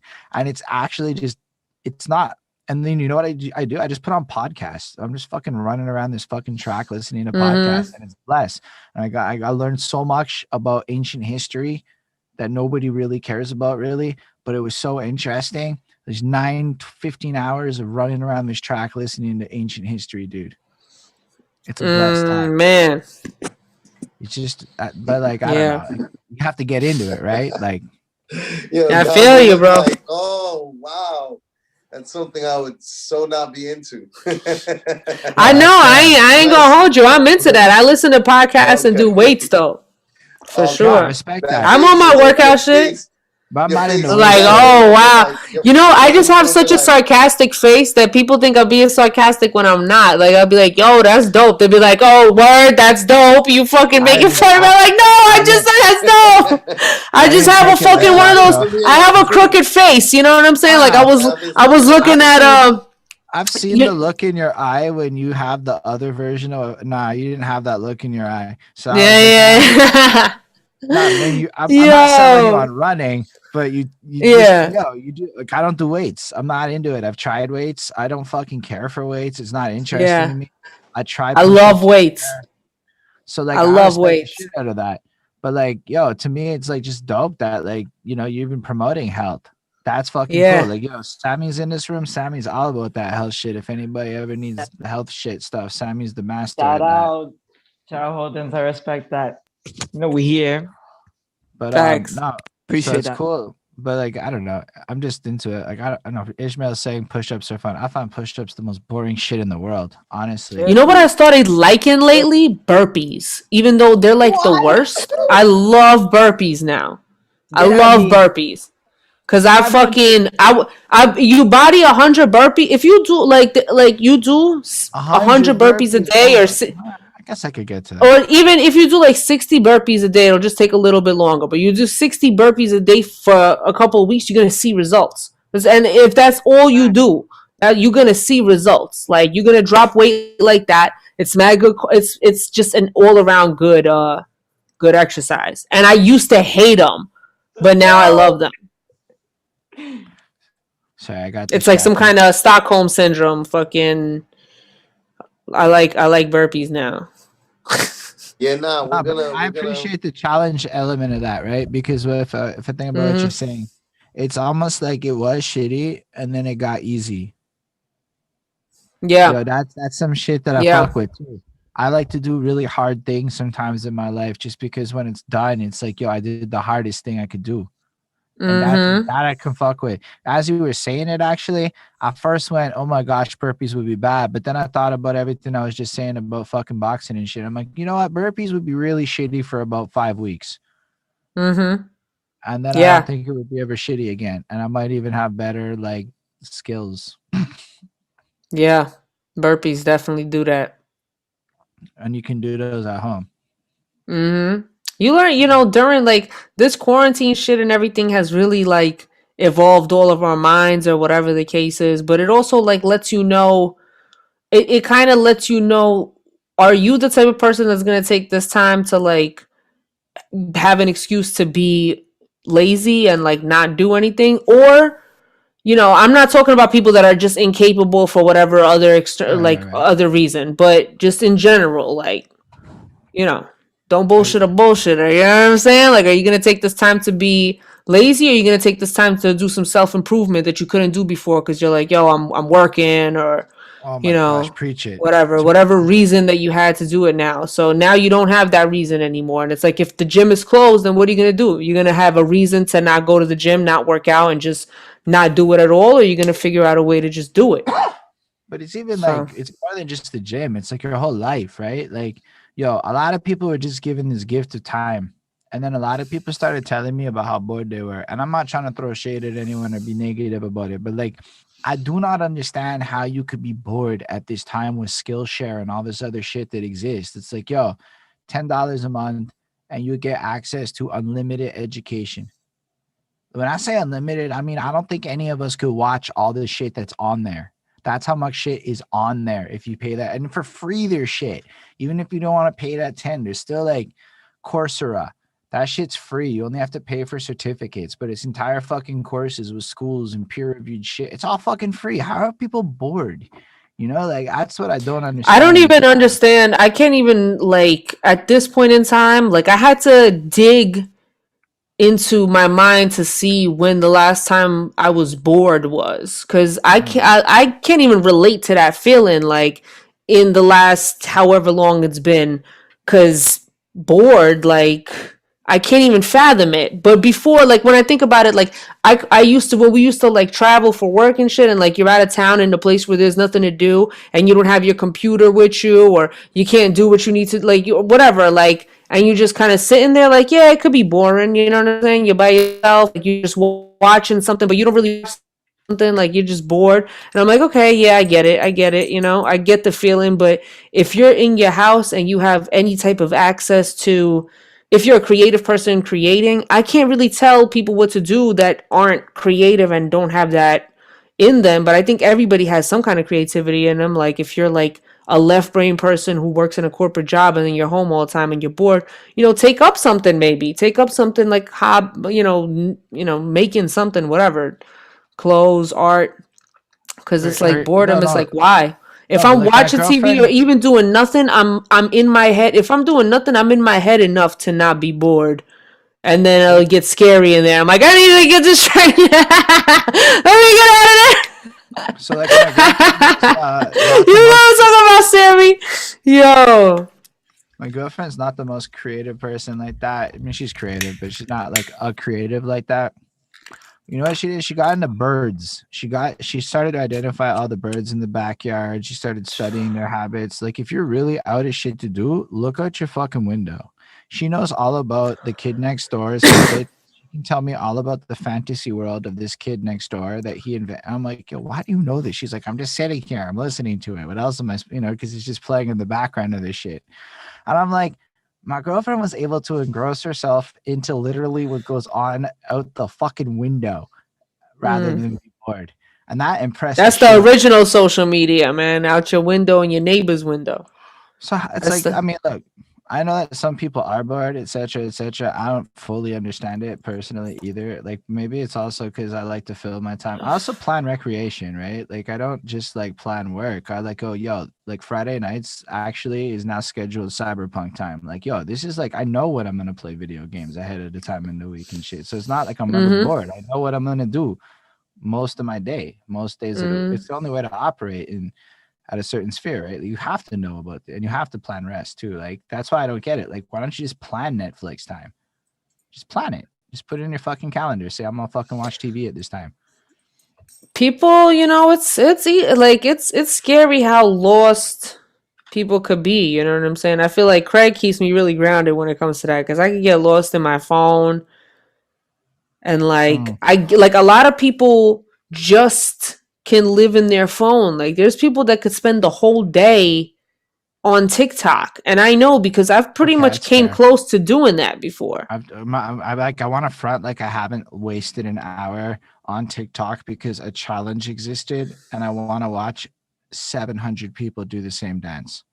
Yo, it's crazy. Like, you really got to like peel yourself back from it and be like, let me chill out. Let me chill. Because there's a serotonin effect. It's like this instant gratification serotonin that you get from the interactions on social media and these quick bites of, something that's serotonin boosting, whether it's funny or whatever, interesting, however. But it's not like sustainable.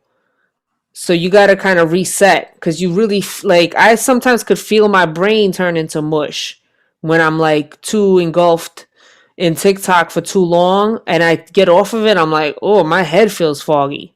So I can imagine somebody that's like really from a younger generation that's kind of raised more on screens could get lost in it all day and not even realize like the difference between their head being foggy or not foggy, or does their head even get foggy? Like, I don't know, because I really feel the reaction to it. I mean, I used to just get that reaction from like, I don't know, being online on MSN Messenger when I was younger. I used to like live on MSN Messenger, and it had a similar kind of impact to me Mm. as social media did. I think the effect existed pre-social media. It just got amplified with social media. Yo, you remember like having 18 conversations? How are you running 18 conversations at once? I'm not hyperbolically stating that. I would run like 18 to 20 chats at a single time. There would be moments where literally 7 incoming, and you just did it just nonstop dinging in your ears. And then when it goes away, you feel this rush of depression almost because, yo, why is nobody messaging me anymore? What happened?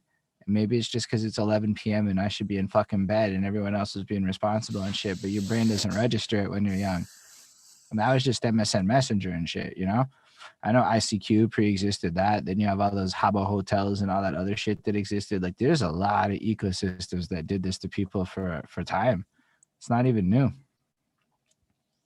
It's just Time is the amplified. most valuable asset. It's like your eyes being on the screen is currently the most valuable asset that a company could buy. It's why companies buy into things like TikTok and Instagram and Twitter and YouTube and Facebook, and they're all competing for your attention at once, giving you notification after notification because they've already made the correlation between that notification and that serotonin, and how it's addictive because it gives you so little, but you need more. And it's like that's why social media is the kind of thing where you're like, all right, just this much more, this many things more, and I'll stop, you know? So it's a it's I had to it's a like make trip. real rules for that shit. Like I know You that have to. everything I post before 9 in the morning is probably not in my heart is not in the right place before 9 in the morning. And I Oh my delete god. 80% of it. Sometimes shit goes through and I'm like, phew, but I have to actually go back at like 11 and proofread everything I posted in the morning and hope I didn't say anything too stupid. And this is to this day with all of my maturities and shit. I'm sitting there, I wake up, I check my phone, and this is a mistake. And I try not to, but fuck it, I'm an addict. I know what it is. Dopamine, right? Like it makes you an addict to this shit. Gotta check it in the morning. Did I get 57? Because sometimes you get these like days where like, yo, you drop some shit and for some reason it's like relative viral. It's not really cool. It's just instead of getting like this many likes, you got that many, and you got that many more comments, and then you wake up and so I check my phone just in case. And it's fucking weird. I'm like, yo, like, what am I doing? I should be reading a book or some shit like that, which is probably a better use of my time. And then I get lost in social media. Yo, somebody's going to hit me up with a something. And the second that somebody, you see a Flacco Bayo post in the morning, it's done. You're not going to fucking like pay attention to productive shit. He's going to say some shit that makes you go Google some shit. And then you go down some rabbit hole. And maybe it's a good rabbit hole, but maybe it's a complete waste of time. No offense, Flacco. Sometimes it's like I lose time on that shit. That's just what it is. It's not my good use of time. It could be somebody else's good use of time. And so, I try not to even do it in the morning when I'm disciplined. Don't even open my phone until I have to. Yeah, I try to too, honestly, because that's the most important part. If I don't start my day with it, I'm gonna keep my day with it at a distance. And honestly, when I'm posting and doing shit to promote and all that, I feel like I use Instagram less. You know what I'm saying? Because I feel like I'm using it for a reason, and I'm like really engaging on it. When I'm just scrolling on it, it's like, what am I doing? You know what I'm saying? There's Like, why am I effort to here? posting. You have to think about hashtags and shit. Posting sucks. It's work. I like posting. If I got something good to post. Yeah. This last run of posts has been nice. That's the same for me, where I just feel like, I don't know. I don't find as much pleasure in IG as everybody else. Fair enough. I like IG. It's probably I was expecting him to not go on mute and get up at that moment. Yo, he just like said, yo, I don't really like IG as much as everyone else. Peace. Dipped. Yeah, a little bit. Yeah, but I mean, I don't know. Yo, bro, you don't have to like IG, man. That was the most mic drop moment. But yeah, I get it though, because IG and shit is what I don't really like IG as a consumer. Okay, I liked booties, and then I realized, why am I My looking fault. at booties? This is a waste of my fucking time. And I unfollowed anything that wasn't related to music because it's useful to message people. Instagram Messenger is a valuable commodity in my life. I don't give a fuck about the Instagram timeline. I don't even go on it anymore. I'm not gonna lie. There's nothing there for me. Everybody I know is on Facebook, except for like 7 20-year-olds, and they just message me. They're all in their stories. So I check the stories because that's where people do their update shit. So I don't even need to go to the timeline. If somebody has some dope shit going on, they're telling me in their stories. And then I can just go to Facebook to talk to people back where there's text and words where I like it and it's comfy because I'm not good with images and visuals.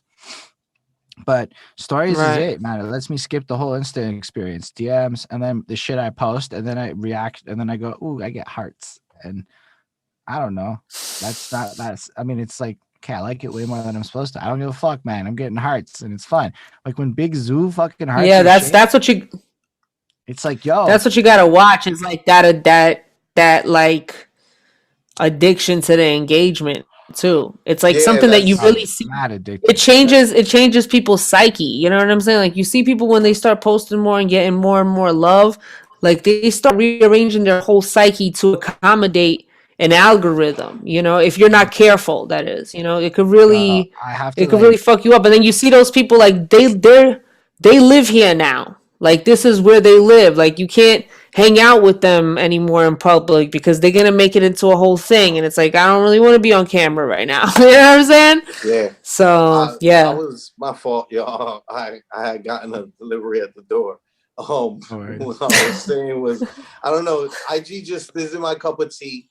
I enjoy Facebook more because of the engagement. Like I like Mm-hmm. reading the things that people have to say, whether they be get you, short my or guy. long. And I enjoy the engagement, like talking with people back and forth. So like Precious, Gorgeous,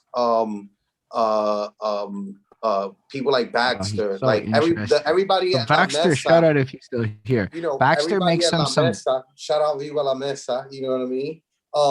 Everybody at La Mesa, Viva la like I mesa. added because of the fact that like they're really interesting people on Facebook, just like written typed words, you know what I mean? mm, And so I just like engaging with people, which is why I think that I like Clubhouse so much out of all. Like none of those other apps that came along really made me gravitate towards them because Twitter, like you had a limit on what you have to say, and Instagram, it's just pictures. Snapchat was mostly video. Like I don't know, I just did not find um, any of that like content engaging. I like Clubhouse and Facebook because of engaging with so people. so here's the thing. I thought a lot about Clubhouse, and I don't think I'd ever use it because I don't know where it would ever fit into my fucking life. Where I'm gonna sit there and listen to people talk. I fuck with Facebook because it's so reading and tech. I also fuck with Twitter because it's so reading centric. I'm not gonna lie. I fucking check trending almost every day now because there's so much good shit that you're gonna get random news on, like all that.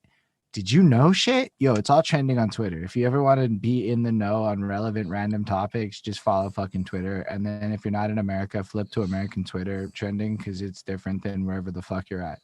Um, no, it's true. I had to That's do this funny. for work.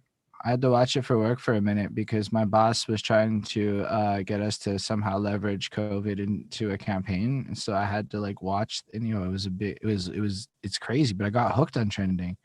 It's so interesting. And then you just see random people saying random, but it's all text for them. I mean, yeah, there's memes and pictures and shit, but I'm attracted to anything text and reading driven. That's my platform shit. Right. Everybody got their own kind of, but Twitter has actually been how I've been keeping up with everything that's been going on in Austin, especially, but in Texas with the blackouts and the power outage. I was following Austin Energy and ERCOT, and I'm like seeing them post updates. It was terrible because I'm like looking at them but I'm seeing everybody's reactions, and it's so many tweets to them from all over, and everybody's giving up their zip code and everything. So I can only imagine how many people didn't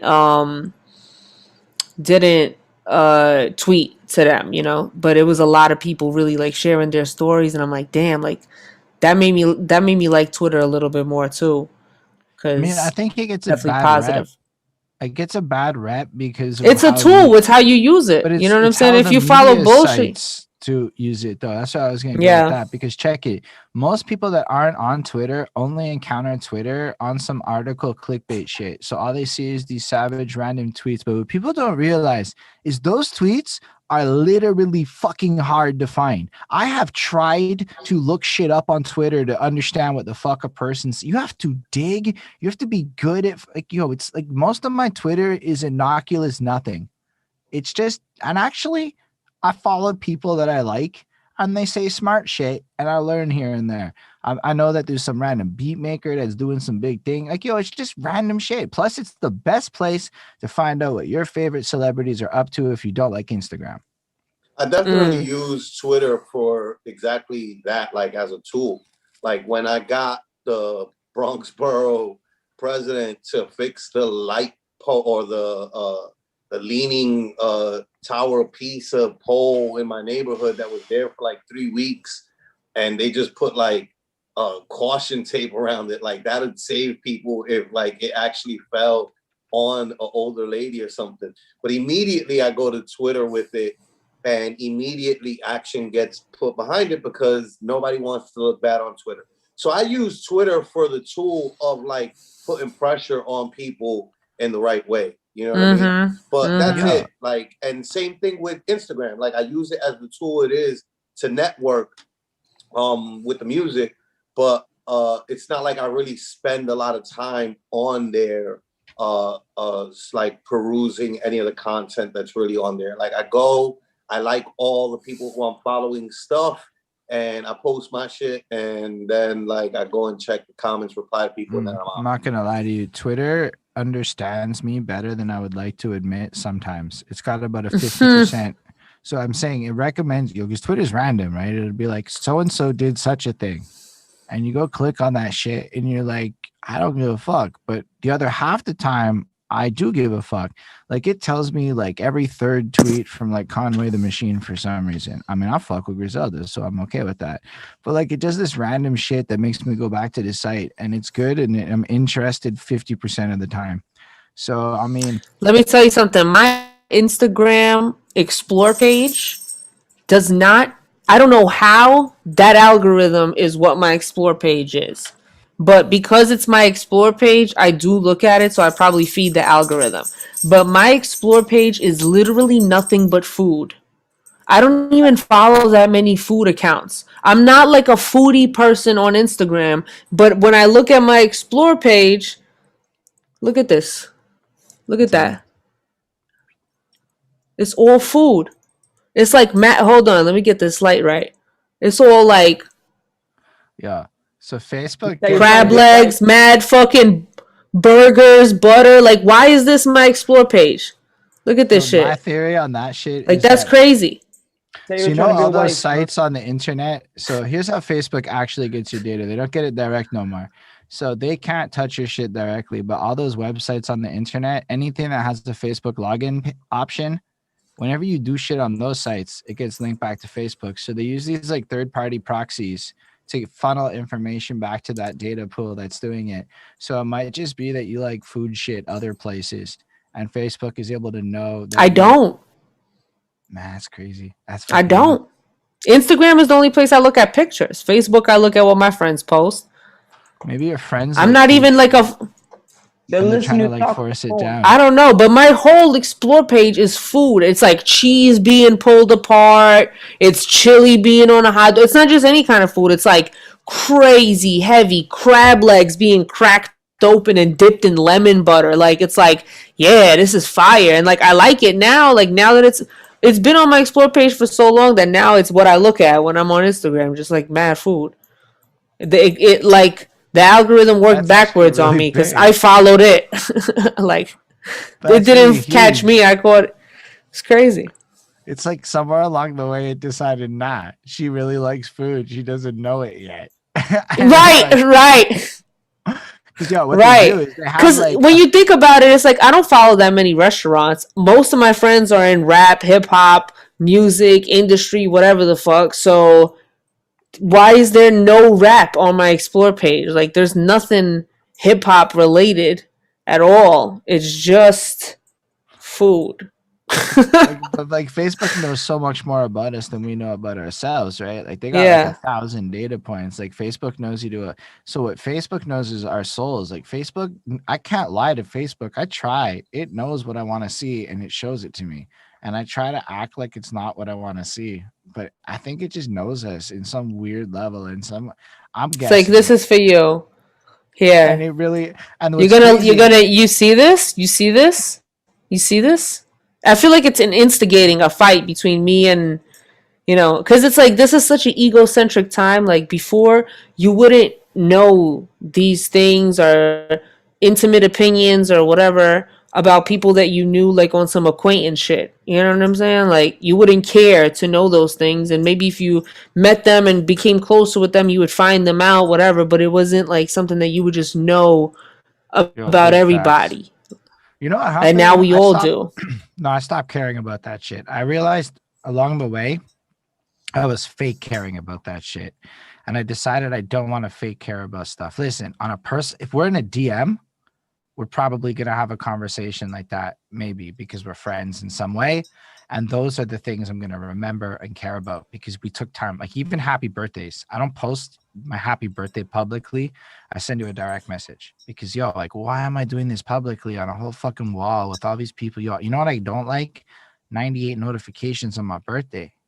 Like it's weird to me actually. It's like, yo, it's like I have to not check my phone.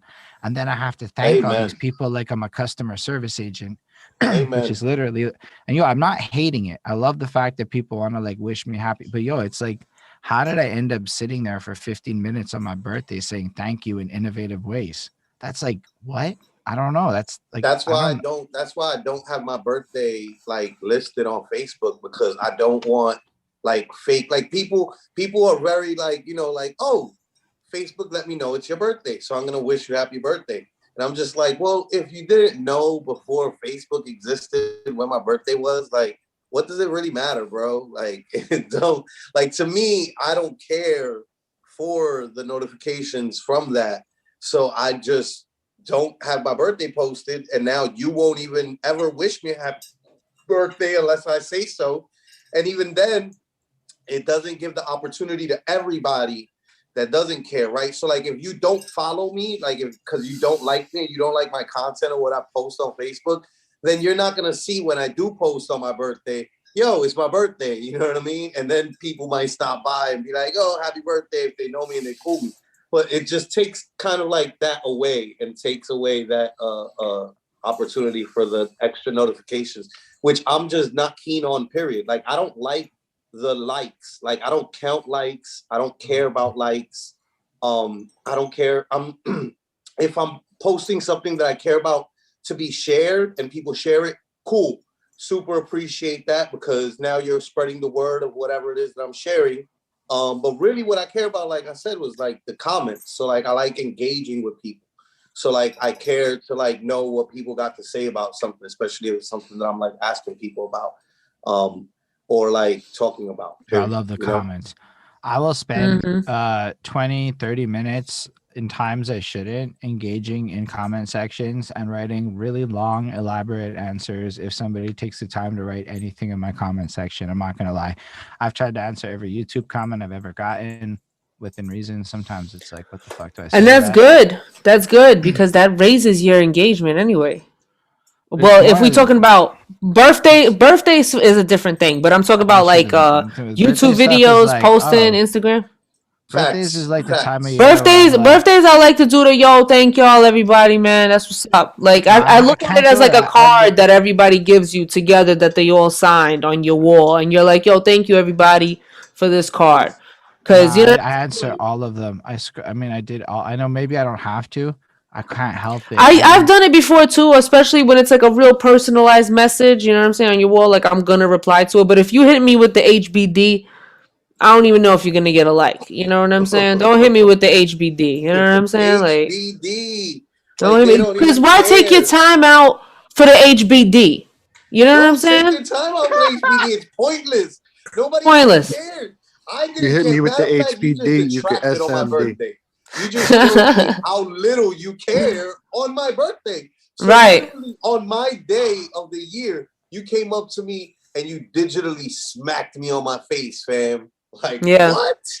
Yeah, I Yeah. try to like HBD, you fucking stupid. Like, So all I try to do with HBD. it now is I give a compliment to somebody. I'm figure, you know what? I don't have any money to buy you shit, but I can say something really like spot on kind about you. Yeah. So, Make somebody feel happy birthday. special.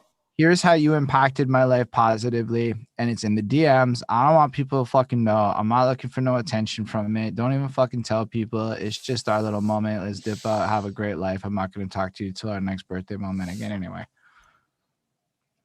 Oh shit. Nah, but like sometimes you Yeah. just like end That's up in this good. moment. That's what it is. It's like Cold-blooded. I know I'm callous. I really am, and people like maybe sometimes Yeah, don't like it, but like this is the truth. I mean, some people I talk to and I see them, and I'm like, yo, we were like cool 6 years ago. We say happy birthday once a year. That's our whole relationship, and I'm okay with Yeah. that. And you're clearly okay with that because Yeah. neither of us made that effort to do fuck all. Yo, how many times do you have that conversation? Yo, I miss we gotta X, catch Y, up. let's catch up and do this X, Y. And I'm like, bro, I don't do those things anymore. And he doesn't want to do the things I do no more. And it's like, that's okay. That's just Yeah. fine. I don't even say that anymore. Yeah, I don't. Especially not New York is not in like the that. I think in that sense, I'm more like saying we hear it that a in the lot sense about of like LA, right? Like in LA, that's like a whole thing. That's a part of the culture. Is like Yeah. like let's do lunch, and then you never see the person again. oh my gosh. And Yeah. it's just known, like people are just like that's just how things are.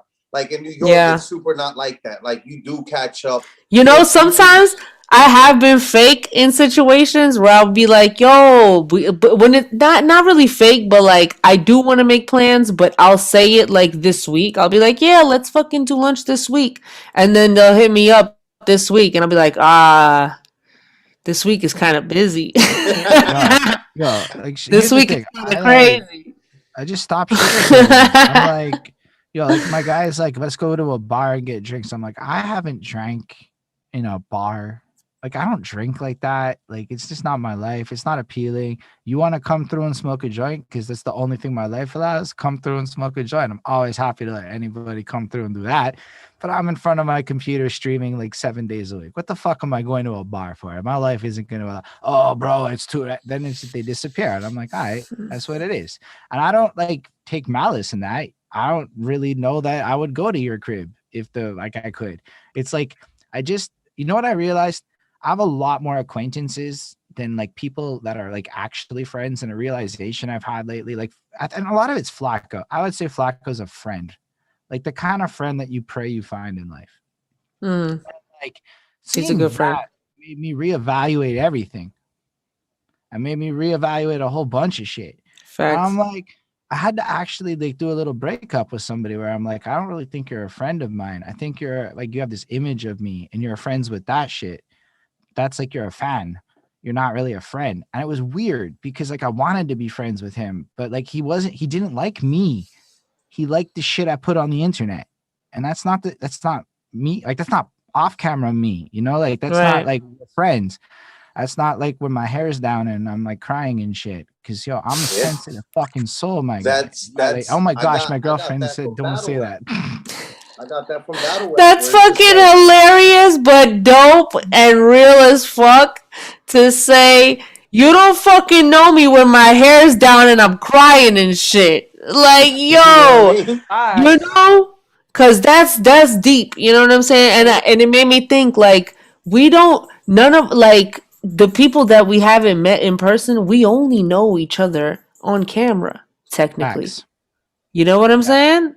Like, that's the crazy shit too, because it's like we've really been in the Zoom, like, living life. Like, y'all see me fucking cook, play video games, whatever, chilling, but it's still on camera, even if you're not acting or putting on any show and You you're just know whatever. what? Yeah, it's Speaking facts. about Chip crumbs falling on my face, you know what I'm saying? Like, y'all see that?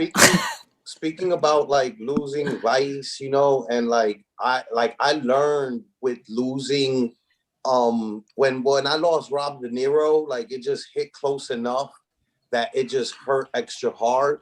And like with that one, like I like had a determination where I was just like, yo, I'm not gonna like not catch up with my friends. Life is short. I gotta catch up with people as much as I possibly can. And like I'm even gonna put in an effort to link up with people on the internet that I might not have linked up with before or even put in the effort to. So like I'll make the effort to like do a Vegas trip so that we can link up with the people homies from Cali, and I'll like arrange that me and the wife go for the honeymoon to Montreal, where I just so happen to know a few people off the internet, you know what I mean? And like link up and like meet in real life, because I'm like about this real life meeting up action. Like I'm like, this is me online, offline.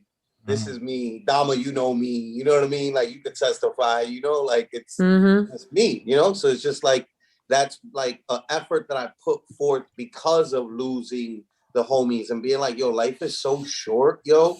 Like we really like you got to put in an effort to really try to like link up with people. Because I'm gonna be real though, like this whole like work from home thing changed my life in a very significant way I wasn't expecting. I had this like general dislike of the culture that my colleagues are a part of that I do not share.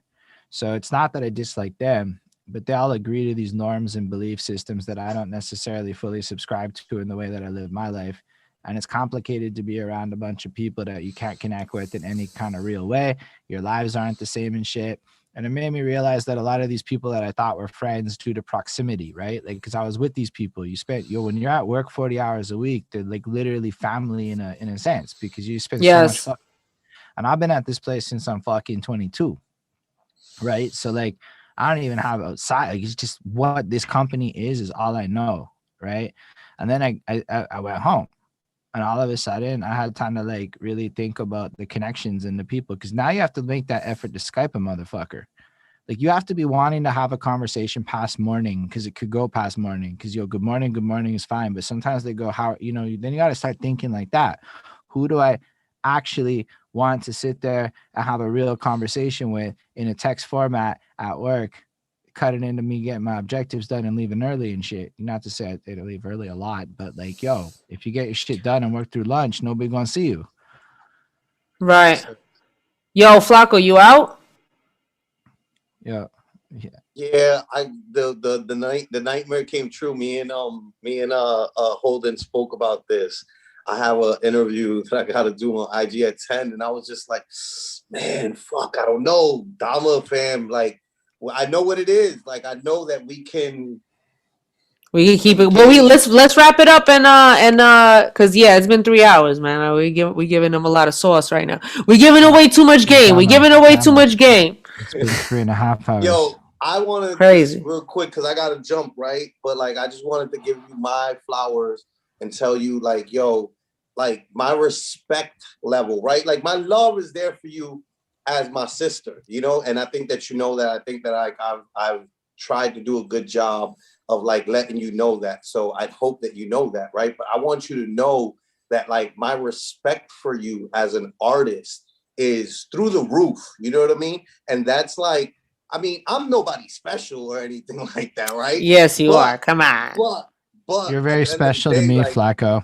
Like, it's not like I'm like that about everybody else. You know what I mean? Like, it's very rare that I am like that to the artist homies that I know, because like I'm like your homies from back in the days. Like, yo, but Kanye West though. You know what I mean? Like, this is what we're competing with, guys. Right. What are we doing here? Right. You know?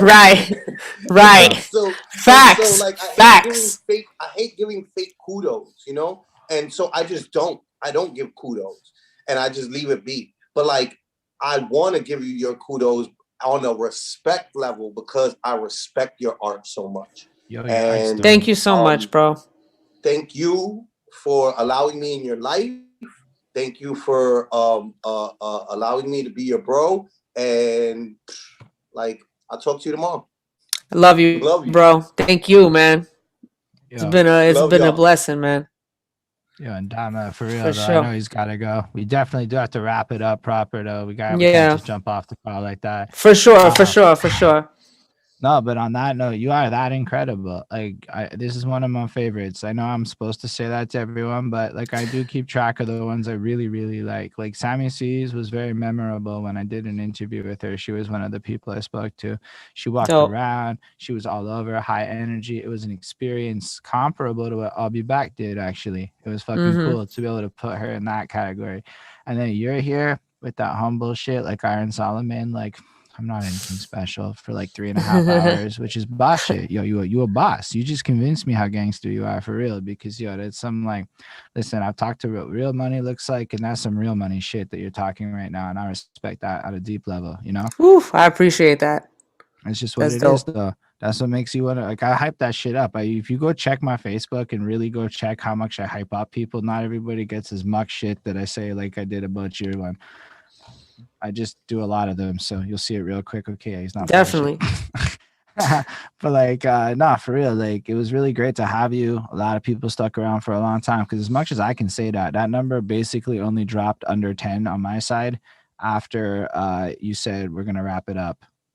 It stayed above Okay. 10 the whole time. That's 3.5 hours Damn, that's flowing. sick.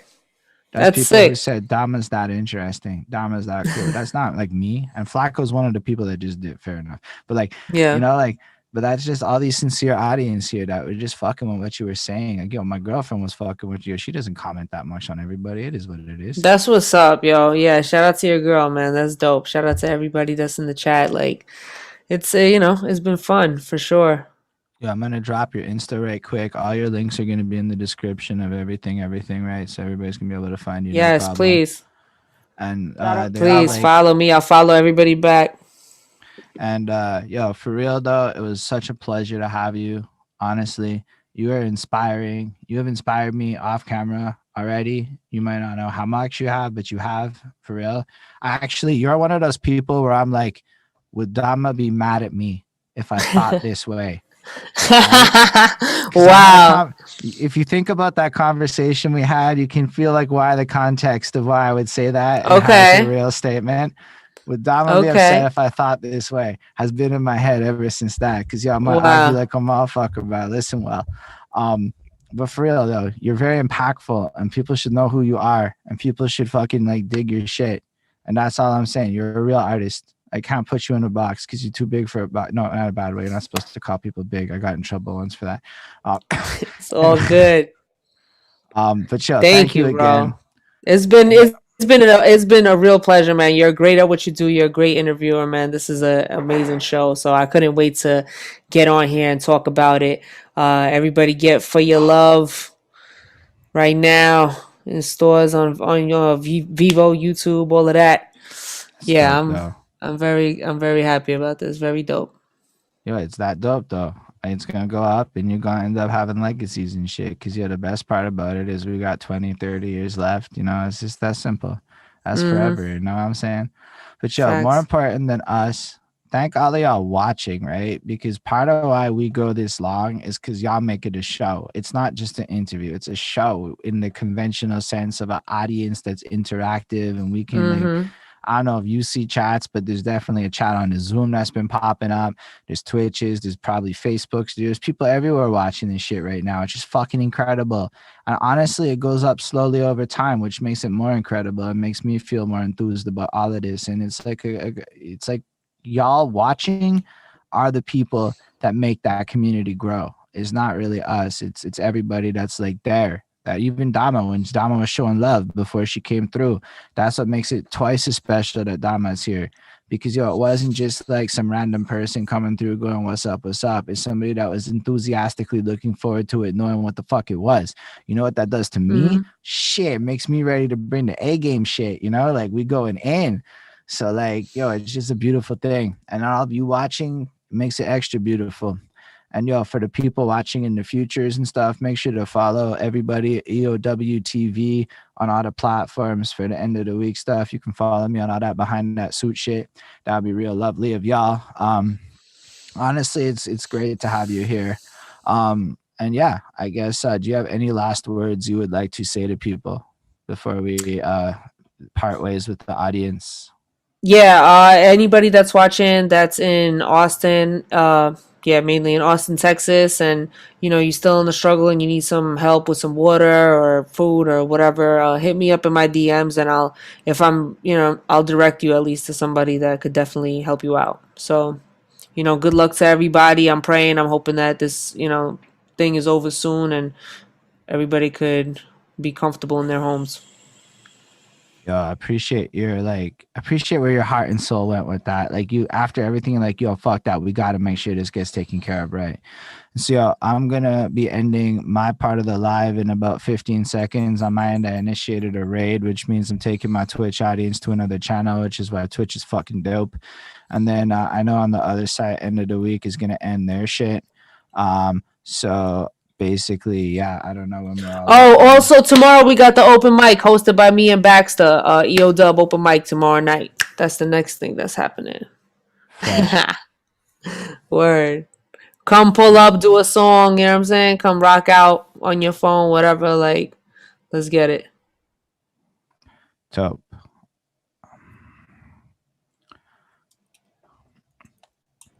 I'm offline. I don't know about the other side.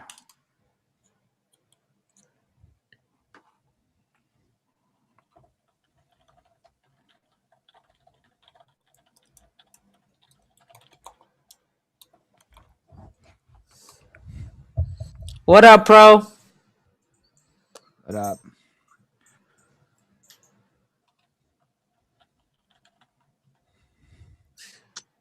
Laid up, yo. Yo, you been on that interview for like 6 hours, dog. Son. Yo, my nigga.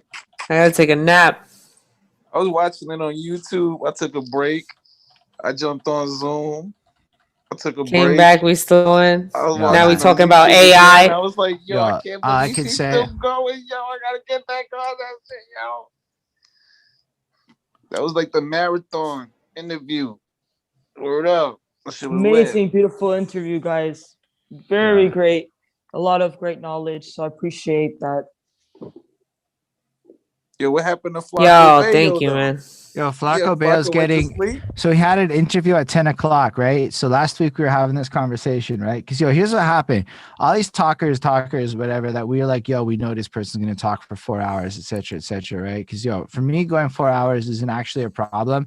In Montreal, it's like a point of pride to push this shit 4 hours at this point is what the culture's become. Like, I don't know why they are doing it, but it's what's going on a little bit. So then we come to this Saturday shit and like everybody's like hard stopping. And I'm like, yo, we thought this was going to go like 4 hours. No, like we thought Big Zoo was going to go long. He stopped it like, oh, are we still on? I don't know. Yeah, if I I'm think supposed- Dan, he was not at a computer. Yeah, I don't think any of this is that bad to say, is it? I don't know. Was it like saying terrible? No, I'm shit? just saying. Just It's letting you worth know. knowing. Yo, I'm about to hop off, man. I love y'all. Take This has care. been awesome. You had enough now, finally? Peace. I'm done, man. I gotta get out this light. I've been in the dark for a week and I've been in this light for like 3 hours now. I feel like I'm in I feel like a chipmunk in a science sis. experiment. Yo, The rollout Russian is sleep beautiful. experiment. Yo, the rollout is beautiful. Thank you. I gotta tell you, yeah, yo. I love that shit, yo. It's so lit. Thank you, bro. Woo-hoo! Thank you, man. Thank you. I need help, man. I need help getting some eyes on it. You know, this Mercury Gatorade trying to stop my promo. You know what I'm saying? This Hercules and Renegade trying to fucking, you know what I'm saying, shut the internet down and shit. Yeah, they try to break the webs. They trying to what's break the the problem? webs. You know, whatever I just you say need, send that holla shit at to a me. gangsta bitch you know. You know what I'm saying? Send That's that what's song to a gangsta bitch you know. Like, here, you're a gangsta I'm gonna bitch. I promote know. that shit for real. Yeah, You yeah. need This that. is for you. No, for real. I listen to that Facts. shit. I don't give a shit, man. I look at women as beacons of strength and shit. I'm like, yo, whatever Dama's doing is gonna be probably smarter than what I'm doing. I'm not fucking with you. I really am that basic with it. I'm like, yo, Dama's really like, yo, the way you think, Son, don't say that because then I'm gonna write a fucking self-help book. yo, do that. Yo, I'm telling you, if more people The like you, Dama method. you'd make a Dog. milli. I'm not even Well, playing. You're the right They'd kind be of like, person to make. they'd be like, how'd you get Yeah, money? man. By writing a self-help book. It's like Yeah. all these people listen to me. I wasn't even nobody. Those like, yo, I'm still renting an apartment, but let me tell you how to live your life. Let me tell you how to get Believe what it Let me or we let me not, found tell in you how to world. get this. I'd buy that You want book this though. money? I'd buy the I Yo, book. mean, I write a don't book. yeah, but I'm gonna say it like this. Write a book, yo. 3 chapters. No, but that's Facts. why I'd buy the book. Yo, that's the thing is, you know how boring all these other fucking books are? I want to hear Dama's version of it because, yo, your voice, the tone, I'd learn shit by accident. That's pretty much what's gonna happen when you listen to this album. Facts. That's facts. It's the best learning by By accident. accident. By Yeah. accident. You'd be like, what? Find yourself Oh shit. Googling. I just walked Let me into the find out what lesson. this. Yeah. Did I learn something? Oh Am I shit. more knowledgeable? Yo, Oh my listen to this god. before you take your SATs. Yeah, no, you're smart. You're Oh like, shit. yo, you drop some seriously. Like, if you were to do, I would recommend a master class more than a book. But literally, straight up, Dama's hard ass fucking self help. You just fucking double, triple down on that shit. Yo, You get James been saying that I should do a fucking audio thing of like motivation to not eat. Like, facts. oh, you're just gonna fucking get that cake out at 3 a.m, you fat piece of shit, and then you worked out today, and the first thing you're gonna reach for is the Oreos. That's how you're gonna treat yourself. And he was like, yo, that would really make me like put the chips down. Yo, what? Like, No, Yo, if anything, it'll go viral than a motherfucker. Bro. facts. That's a No, it's fact. actually like you right. just did that, and I'm like, yo, there is a time in life where that's literally a comedy routine. Yeah. Maybe I'll make a TikTok out of that. You should make a Should lot of TikTok. make Yo, it a you crush series. on TikTok. Are you not on TikTok crushing with your I am personality? on TikTok, but I'm not crushing with my personality. TikTok has no idea who I am. Like, it's so weird. I don't know. It's hard for me to do it. Like, I need to I figure it out. relate. But that's a No, good no, I idea, relate. though. Wait, No, I what was the relate. idea? Yo, Oh, drop wait. gangsta bitch You love telling tips, life people why tips. not to eat. What And not to eat. What not to eat. The exercise tapes. Now I'm not going to forget it. Neuroplasticity. All right. All right. good I'm logging stuff. off. Look out for that Peace out. TikTok. Peace.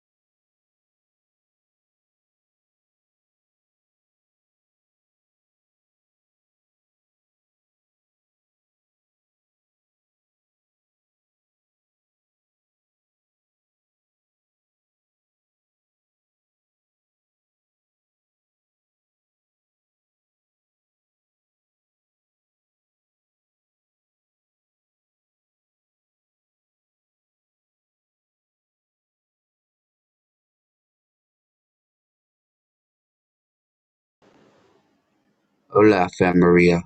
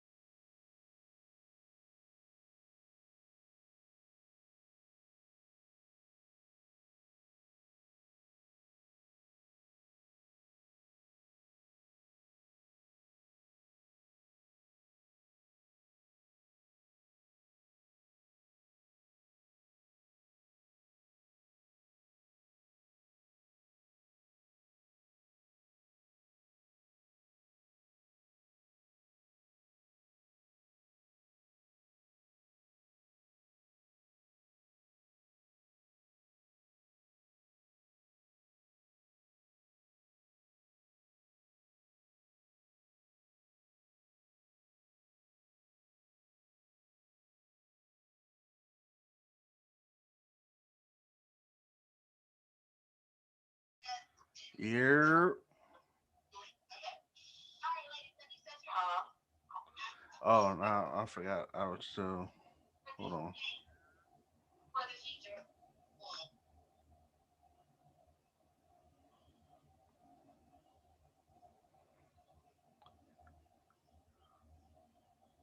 Y'all still live. Y'all know that, right?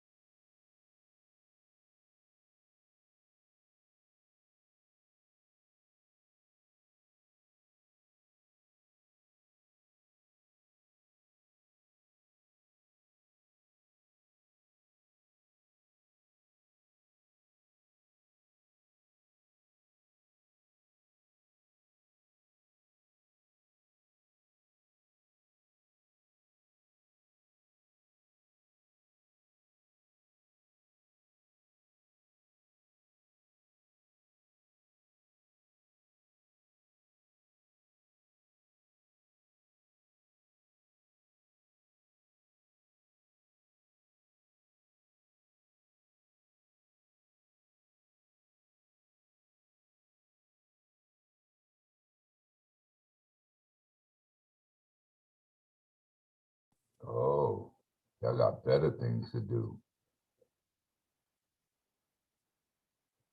Saturday night.